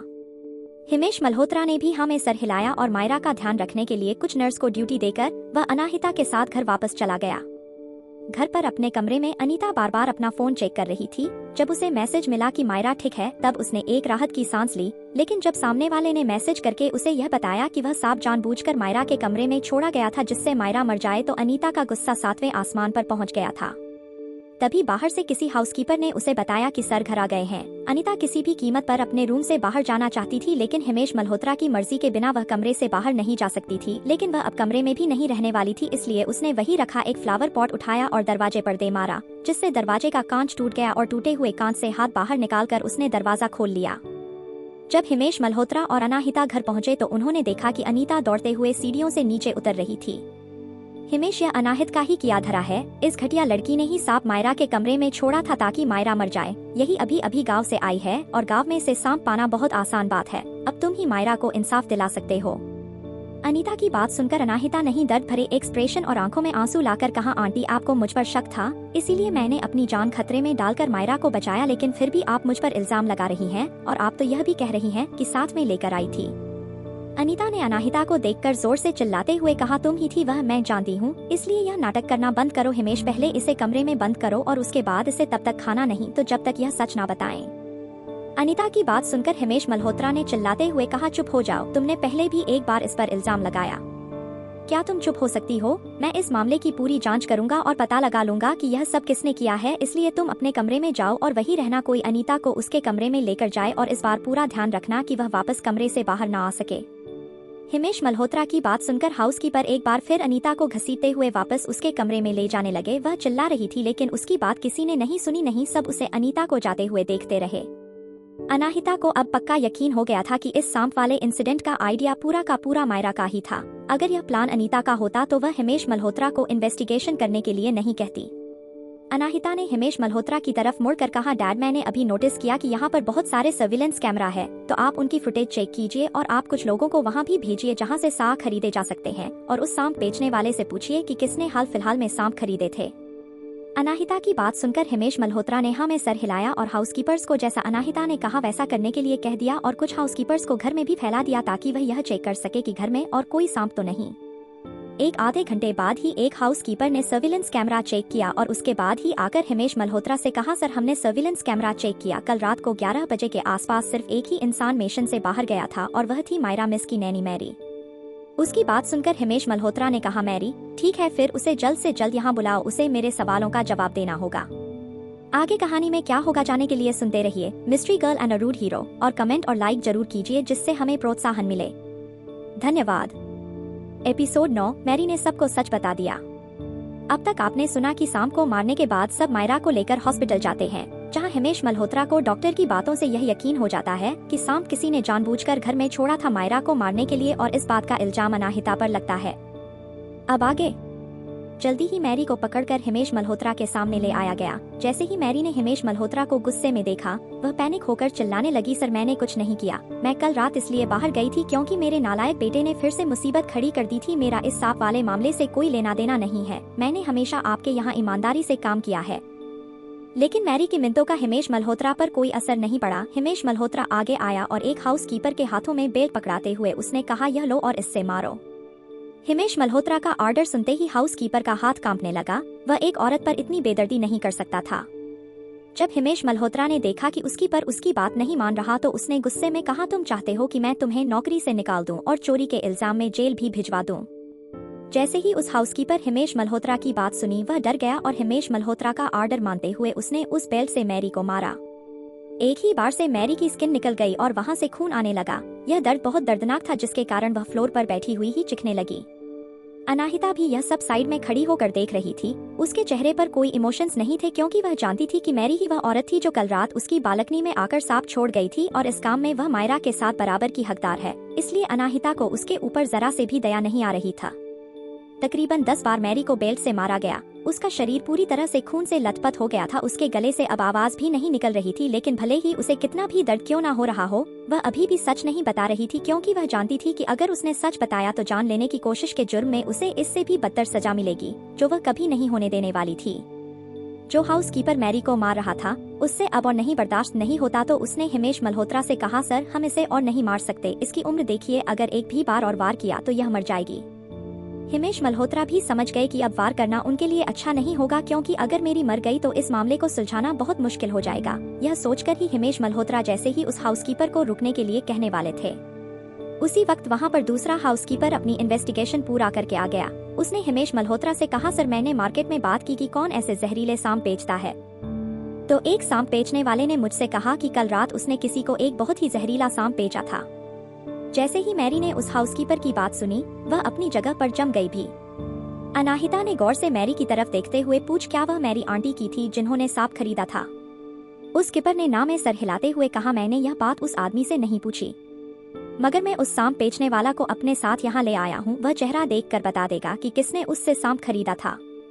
हिमेश मल्होत्रा ने कहा, बहुत अच्छे, उस आदमी को यहाँ लेकर आओ। जल्द ही वह सांप बेचने वाला इंसान हिमेश मल्होत्रा के सामने आया और उसने उसे ग्रीट किया। तब तक हिमेश मल्होत्रा के कहने पर एक हाउसकीपर वह बॉक्स भी ले आया जिसमें सांप बंद था। बॉक्स के बाहर से ही सांप को देखा जा सकता था। उसकी तरफ इशारा करते हुए हिमेश ने पूछा, क्या यह वही सांप है जो तुमने बेचा था? सांप को एक नजर देखने के बाद उस आदमी ने हाँ में सर हिलाया और कहा, हाँ सर यही है। यह सांप बहुत ही कम मिलते हैं और इसके शरीर पर जो निशान है वह भी बहुत कम ही पाया जाता है, इसलिए मैं इसे झट से पहचान गया। उस सांप बेचने वाले की बात सुनकर हिमेश मल्होत्रा ने मैरी की तरफ इशारा करते हुए कहा, क्या यह वही बुरी औरत है जिसने तुमसे सांप खरीदा था? उस आदमी को कोई आइडिया नहीं था कि यहाँ क्या हो रहा है, लेकिन वह इतना तो जरूर जानता था कि वह हिमेश मल्होत्रा जैसे बड़े इंसान से झूठ बोलकर बच नहीं पाएगा।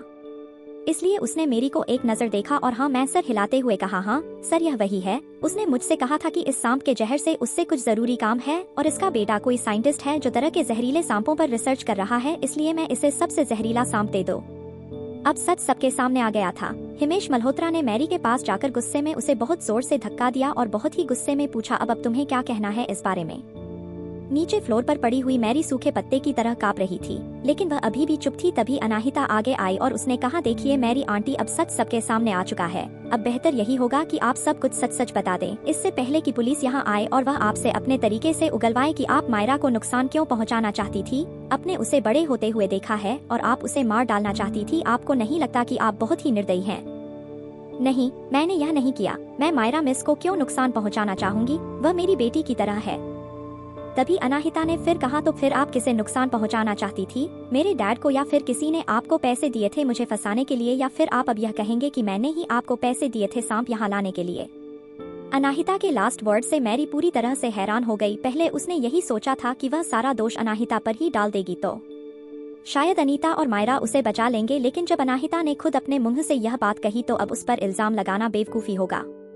जब अनाहिता ने देखा कि मैरी अभी भी अपनी वफादारी नहीं छोड़ रही और ना ही मायरा का नाम ले रही है, तो उसने हिमेश मल्होत्रा की तरफ मुड़कर कहा, डैड पुलिस को फोन कीजिए, इस जैसे खतरनाक इंसान को पूरी जिंदगी जेल की सलाखों के पीछे होना चाहिए। उसकी बात सुनते ही मैरी ने अनाहिता की तरफ देखा और रिक्वेस्ट करते हुए कहा, नहीं प्लीज आप ऐसा मत कीजिए, मेरे दोनों बेटों को अभी भी मेरी जरूरत है। तो ठीक है सच बताओ, अगर तुमने सच बता दिया तो शायद इतने सालों तक इस परिवार की सेवा करने के बदले तुम्हें छोड़ दिया जाएगा। अब मैरी ने हार मान ली, वो जानती थी उसे क्या करना है। अगर वह सच बता देगी तो शायद उसे छोड़ दिया जाए, और अगर उसने सच नहीं बताया तो वह पूरी जिंदगी जेल की सलाखों के पीछे बताएगी। भले ही अनीता और मायरा ने उसके लिए कुछ भी किया हो या फिर उसे कुछ भी दिया हो, लेकिन वह उनके लिए इतनी बड़ी कुर्बानी नहीं देने वाली थी।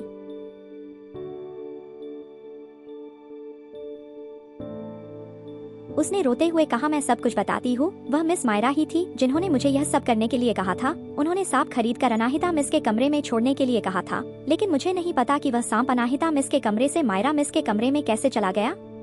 उसकी बात सुनकर अनाहिता ने कहा, मेरा रूम मायरा के रूम के बहुत पास है, तो हो सकता है कि वह सांप बालकनी के जरिए रेंगते हुए उसके रूम में चला गया हो। मैंने कभी नहीं सोचा था कि मायरा मुझसे इतनी नफरत करती है। उसने तो मुझसे अच्छे से बात की थी, मुझे लगा वह मुझसे प्यार करती है।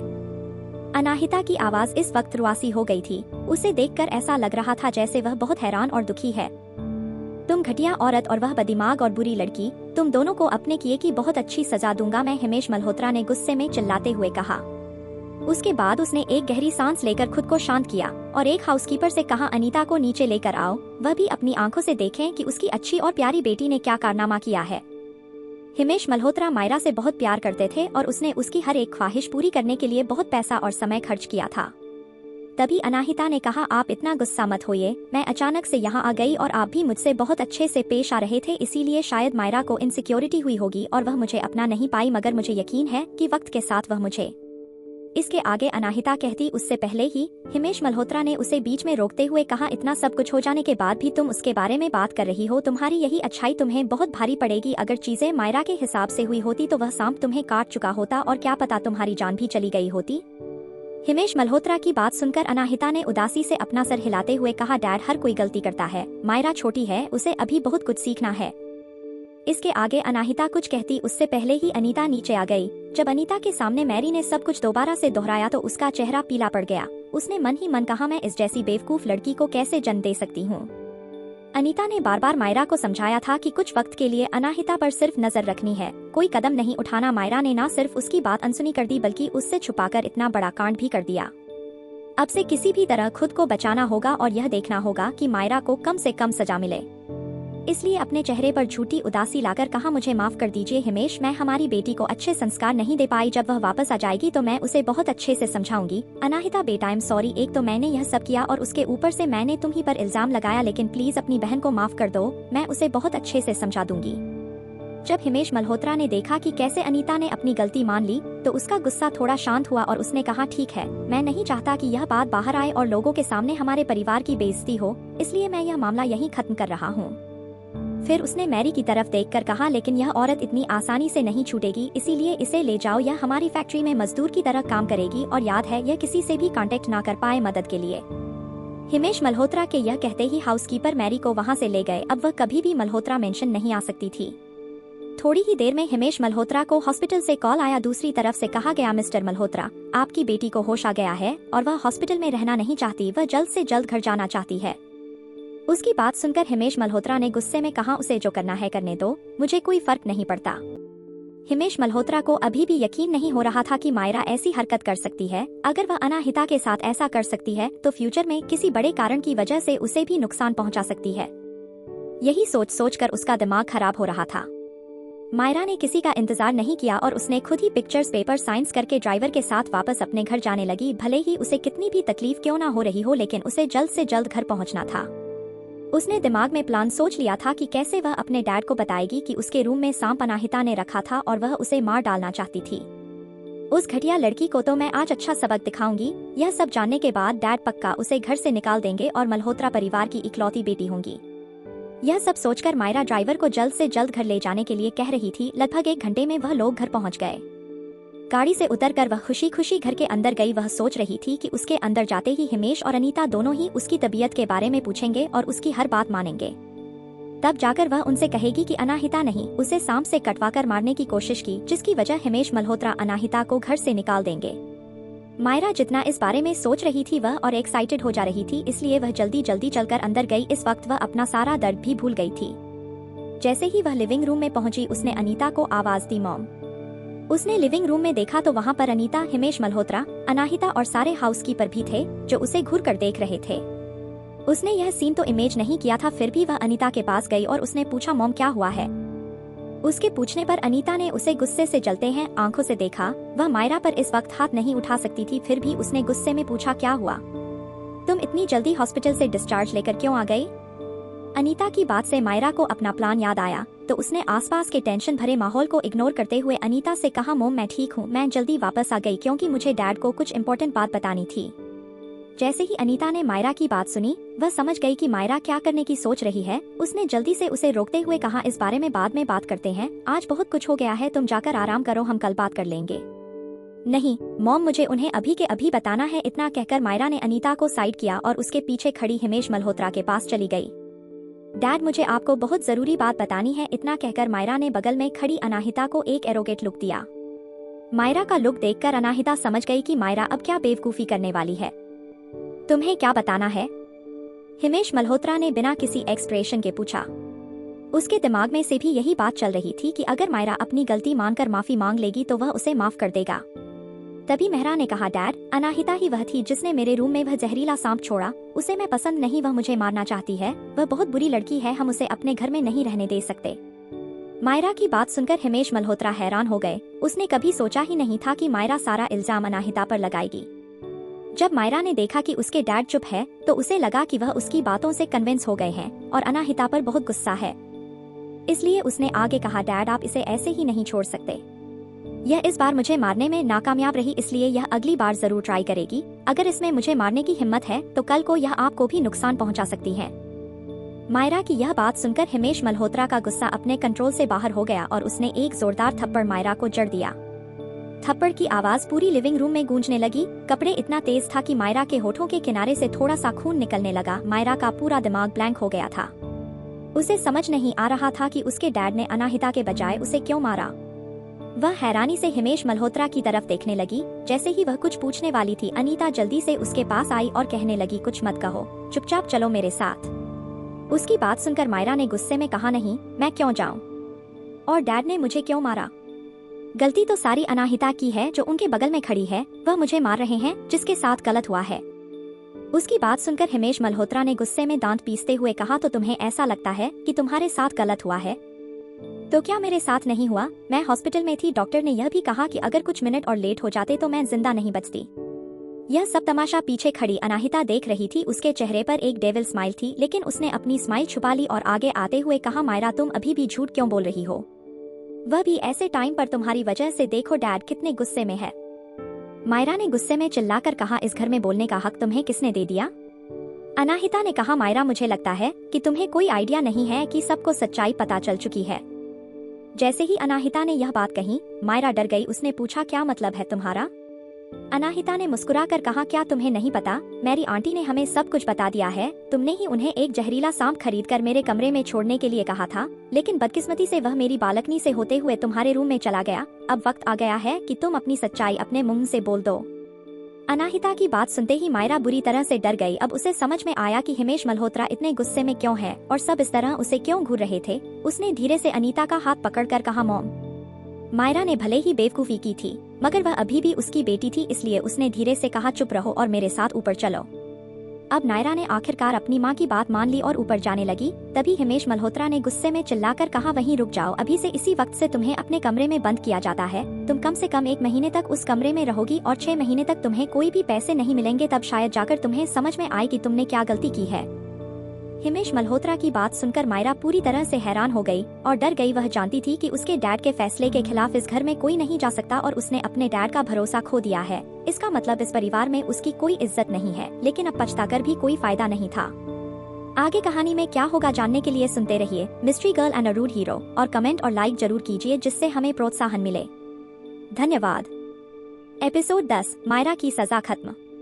अब तक आपने सुना कि मैरी डर के मारे हिमेश मल्होत्रा के सामने कबूल कर लेती है कि उसने जो कुछ भी किया वह मायरा के कहने पर किया। उसके बाद मायरा घर आकर अनाहिता पर इल्जाम लगाती है, जिससे हिमेश मल्होत्रा और गुस्सा हो जाते हैं और उसे 1 महीने तक कमरे में बंद करने के लिए कहते हैं।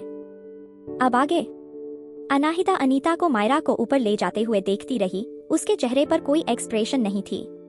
उसने अपने आप से ही कहा, अब मिसेज मल्होत्रा मुझ पर दोबारा हाथ उठाने की हिम्मत नहीं करेंगी। जैसे ही मायरा ऊपर चली गई, हिमेश मल्होत्रा अनाहिता के सामने आए और उन्होंने कहा, माहिरा, मुझे अभी याद आया कि तुम्हारी मोम तुम्हें प्यार से माहिरा बुलाती थी, है ना? अनाहिता ने हाँ में सर हिलाया। उसका निकनेम कुछ कुछ मायरा के नाम जैसा ही लगता था। तभी हिमेश मल्होत्रा ने आगे कहा, मैंने मायरा को बिगाड़ दिया है, यह मेरी गलती है कि उसने इतनी घटिया हरकत की। हमें पुलिस को बुलाना चाहिए था, लेकिन फिर भी वह तुम्हारी छोटी बहन है और हम सब परिवार है। और उससे भी बड़ी बात कि तुम बिल्कुल ठीक हो और उसका किया उसी पर भारी पड़ चुका है, इसलिए उस बारे में भूल जाओ, ठीक है। और वैसे भी मैंने उसे सजा ऑलरेडी देती है, यह सब ठीक है ना। हिमेश मल्होत्रा की बात सुनकर अनाहिता की मुठिया गुस्से में कस गई, लेकिन उसके चेहरे पर कोई भी एक्सप्रेशन नहीं थी। उसने अपने आप से ही कहा, इनका मतलब क्या है कि मैं ठीक हूँ? अगर मुझे वक्त पर पता नहीं चलता तो वह सांप मुझे काट चुका होता और वह लड़की यह बात शेयर करती कि किसी को इस बारे में पता नहीं चलता जब तक मैं मर ना जाऊं। और यह आदमी मुझे कह रहे हैं कि मैं ऐसे प्रिटेंड करूं जैसे कुछ हुआ ही नहीं। उसे सिर्फ 1 महीने के लिए कमरे में बंद किया गया है, किसी की जान लेने के लिए इतनी छोटी सजा क्या काफी है? लेकिन उसने हिमेश मल्होत्रा के मुंह पर कुछ नहीं कहा। वह पूरी तरह से समझ गई कि हिमेश मल्होत्रा किस टाइप का इंसान है। अगर मायरा से उसे किसी तरह का कोई फायदा नहीं होता तो वह पक्का मायरा को घर से निकाल कर बाहर फेंक देता, लेकिन मायरा खूबसूरत लड़की है जिसकी शादी वह एक बड़े और अमीर परिवार में कराकर उनका फायदा उठा सकता है। हिमेश मल्होत्रा ऐसा इंसान है जो अपनी इच्छा की चीज पाने के लिए कुछ भी कर सकता है। अनाहिता के दिमाग में एक ही ख्याल चल रहा था कि इसकी माँ जैसी औरत ने इस जैसे आदमी से शादी क्यों की। अनाहिता पूरी तरह से डिसअपॉइंटेड थी। अब उसे कोई फर्क नहीं पड़ता था कि यह हिमेश मल्होत्रा उसके बायोलॉजिकल फादर हैं। उसने एक फीकी सी मुस्कुराहट के साथ कहा, जैसा आप ठीक समझे डैड, मायरा अभी छोटी है, इसलिए मैं उसे किसी चीज के लिए दोष नहीं दूंगी। मैं ऐसा दिखाऊंगी जैसे कुछ हुआ ही नहीं और उसका दिल जीतने की कोशिश करूंगी। मुझे उम्मीद है कि मेरा भी मुझे अपना लेगी। डोंट वरी, मैं उससे बात करूंगा कि यह सब भूल जाए और तुमसे अच्छे से बर्ताव करें और कोई भी आज के बाद इस बारे में बात नहीं करेगा। मुझे उम्मीद है कि तुम दोनों जल्द ही एक दूसरे के साथ खुशी खुशी रहोगे। जी बिल्कुल डैड, अनाहिता ने मुस्कुरा कर कहा। उसकी प्यारी सी मुस्कुराहट देखकर कोई भी यही कहेगा कि वह कितनी मासूम और समझदार है। और वही अनाहिता की बात सुनकर हिमेश मल्होत्रा ने एक चैन की सांस ली कि कम से कम उसकी एक बेटी तो उसकी बात सुनती है और वह उसे अच्छे से कंट्रोल कर पाएगा। कल पूरी रात बहुत कुछ हो गया, मुझे उम्मीद है कि तुम थक गई होगी। जाओ, जाकर आराम करो और कुछ भी चाहिए हो तो मुझे बता देना, मैं तुम्हें वह चीज ला कर दे दूंगा। इतना कहकर उसने अपनी पॉकेट से एक कार्ड निकाला और अनाहिता के हाथ में देते हुए कहा, यह लो एक और कार्ड, इसमें भी 10 लाख रुपए है। अब कुल मिलाकर तुम्हारे पास 20 लाख रुपए हो गए। तुम सब खर्च कर सकती हो और जब तुम्हारे पैसे खत्म हो जाए तो तुम मुझसे आकर और मांग लेना। तुम गाँव की लड़की की तरफ नहीं रह सकती, तुम्हें मल्होत्रा परिवार की बेटी की तरह रहना है। मैं किसी से कहकर तुम्हारे लिए कुछ अच्छे और डिजाइनर कपड़े मंगवा दूंगा। थैंक यू डैड, आप बहुत अच्छे हैं। अनाहिता की बात पर हिमेश मल्होत्रा ने मुस्कुराकर उसका सर थपथपाया और ऊपर अपने कमरे में चला गया। उसके जाने के बाद अनाहिता भी अपने कमरे में वापस आ गई और कमरे में कदम रखते ही उसके चेहरे की प्यारी सी मुस्कुराहट गायब हो गई। अनाहिता अब समझ चुकी थी कि उसे और सावधान रहना होगा, क्योंकि इस इंसिडेंट के बाद अनीता उस पर पूरी नजर रखने वाली है और सच पता लगाना उसके लिए बहुत मुश्किल होने वाला है। फिर वह जाकर अपने बेड पर लेट गई और खाली आंखों के साथ ऊपर सीलिंग को देखने लगी। उसने उसी तरह ऊपर देखते हुए कहा, अकेला रहना इतना भी बुरा नहीं है और अब मैं पूरी तरह से अकेली भी नहीं हूँ। मेरी जन्म देने वाले माँ बाप ना सही लेकिन पालने वाले माँ बाप उससे बहुत प्यार करते हैं और मेरा भाई भी, वह लोग मुझे बहुत मिस करते होंगे, लेकिन मैं उन लोगों को इन मुसीबतों में नहीं डाल सकती, इसलिए अभी उनसे दूरी बनाकर रखना ही उनके लिए ठीक होगा। अपने दूसरे परिवार के बारे में सोचते हुए उसके चेहरे पर एक प्यारी सी मुस्कुराहट आ गई। तभी उसका फोन बजा। उसने अपना पुराना नंबर भी उस फोन में डाला था, इसलिए उसके जान पहचान के जितने भी लोग थे उनके पास यह फोन नंबर था। जब उसने कॉल पिक किया तब उसे पता चला कि यह अफ्रीका से उसके एक दोस्त का कॉल था। कैसी हो तुम? दूसरी तरफ के इंसान ने पूछा। मैं बिल्कुल ठीक हूँ मोहित, मैं अपनी पुरानी फैमिली के पास इंडिया में हूँ और यहाँ छोटे मोटे कुछ इश्यूज है जिनको मुझे सॉल्व करना है, इसलिए थोड़ी बिजी थी। बाय द वे, तुमने कॉल क्यों किया था? अनाहिता ने पूछा। इस वक्त वह फ्लुएंट अमेरिकन इंग्लिश में उस इंसान से बात कर रही थी। सामने से मोहित ने थोड़ी हिचकिचाहट एक हुए कहा, तुम जानती हो कि मैं एक आइलैंड प्रोजेक्ट पर काम कर रहा था, लेकिन इस प्रोजेक्ट के लास्ट आते आते बहुत सारे पैसे लगने वाले हैं और मुझे फंड को लेकर कुछ इशू हो रहा है। मैं सोच रहा था कि क्या तुम थोड़े पैसे मुझे दे सकती हो ताकि मैं इस प्रोजेक्ट में इन्वेस्ट कर सकूं?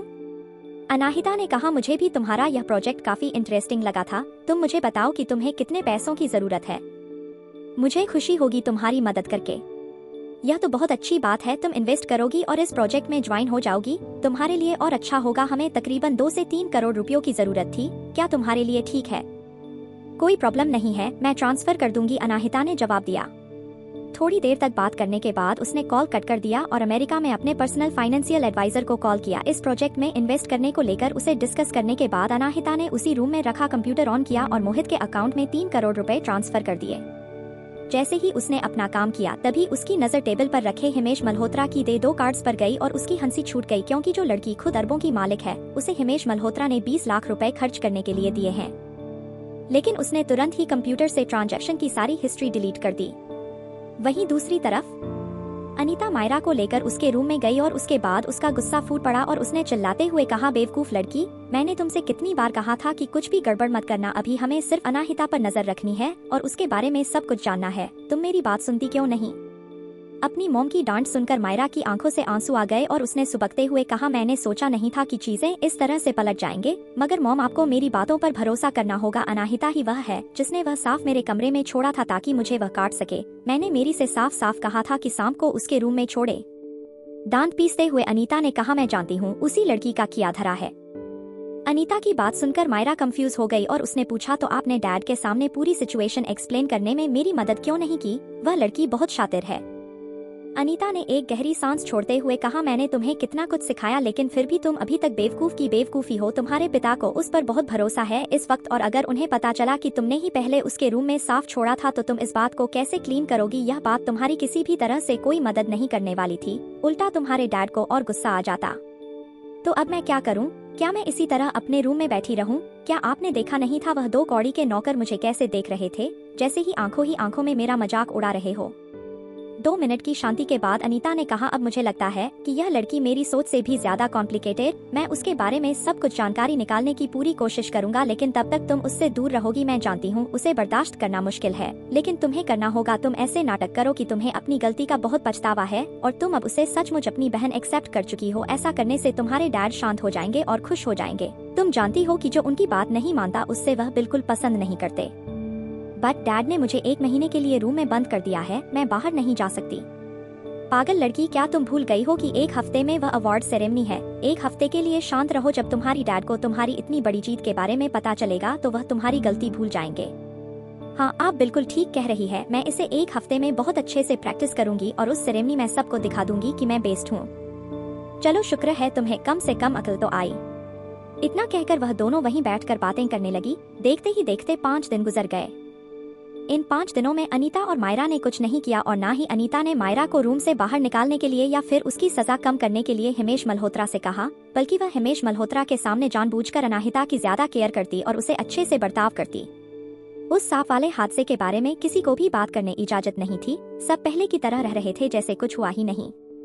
छठे दिन जब वह लोग रात को डिनर कर रहे थे तो पिछले 5 दिनों की तरह ही अनीता बार बार अनाहिता के प्लेट में खाना सर्व कर रही थी। उसे इस तरह करते देखकर अनाहिता ने मुस्कुराकर कहा, थैंक यू आंटी, मगर अब रहने दीजिए। तभी अनीता ने मुस्कुराकर कहा, तुम अब से मुझे मॉम कहो, मैं तुम्हें अपनी बेटी ही मानती हूँ, बिल्कुल मायरा की तरह। वह भी मेरी बायोलॉजिकल बेटी नहीं है, फिर भी मैं उसे बहुत प्यार करती हूँ, इसलिए तुम भी मुझे बिना किसी हिचकिचाहट के मॉम कह सकती हो। उसकी यह बात सुनकर अनाहिता घूरकर उसे देखने लगी। उसने अपने मन में कहा, तुम्हारी बायोलॉजिकल बेटी नहीं है, मुझे तुम्हारी बातों पर बिल्कुल भरोसा नहीं है। मायरा सिर्फ मुझसे कुछ ही महीने छोटी है, इसका मतलब हिमेश मल्होत्रा का अफेयर मेरी मॉम की प्रेगनेंसी के दौरान ही तुमस चल रहा था। हिमेश मल्होत्रा को हमेशा से ही अपनी इज्जत की फिक्र है, इसलिए वह दुनिया के सामने उसे अपनी बेटी नहीं मानता। जरूर इस औरत के दिमाग में कुछ ना कुछ चल रहा है, तभी यह मुझे मॉम बुलाने के लिए कह रही है। मेरी सिर्फ 2 माँ हैं, एक मेरी बायोलॉजिकल मदर जिन्होंने मुझे जन्म दिया और एक मेरी वह माँ जिसने मुझे पाल पोस कर बड़ा किया। तुम माँ कहलाने के लायक नहीं हो। इतना सोचकर अनाहिता ने हिमेश मल्होत्रा की तरफ देखा और कहा, डैड यह थोड़ी जल्दी है, मैं इन्हें अभी इस नाम से नहीं भुला सकती। उसके चेहरे पर मासूमियत साफ झलक रही थी। अनाहिता को पक्का यकीन था कि वह अपनी एक्टिंग स्किल के दम पर अपनी बात मनवा लेगी और कोई भी उसकी मासूमियत देखकर उसे मना नहीं कर सकता। हिमेश मल्होत्रा भी नहीं बना कर पाए और उन्होंने कहा, यह ठीक है, रिश्ते बनाने में वक्त लगता है, इसे तो अपना समय लो। अनीता को मॉम बुलाने के लिए तुम्हें कोई मजबूर नहीं करेगा। Thank you dad. उसके बाद अनाहिता ने एक सॉरी फेस के साथ अनीता को देखा और कहा, आई एम सॉरी आंटी, मैं आपको इतनी जल्दी मॉम नहीं बुला सकती।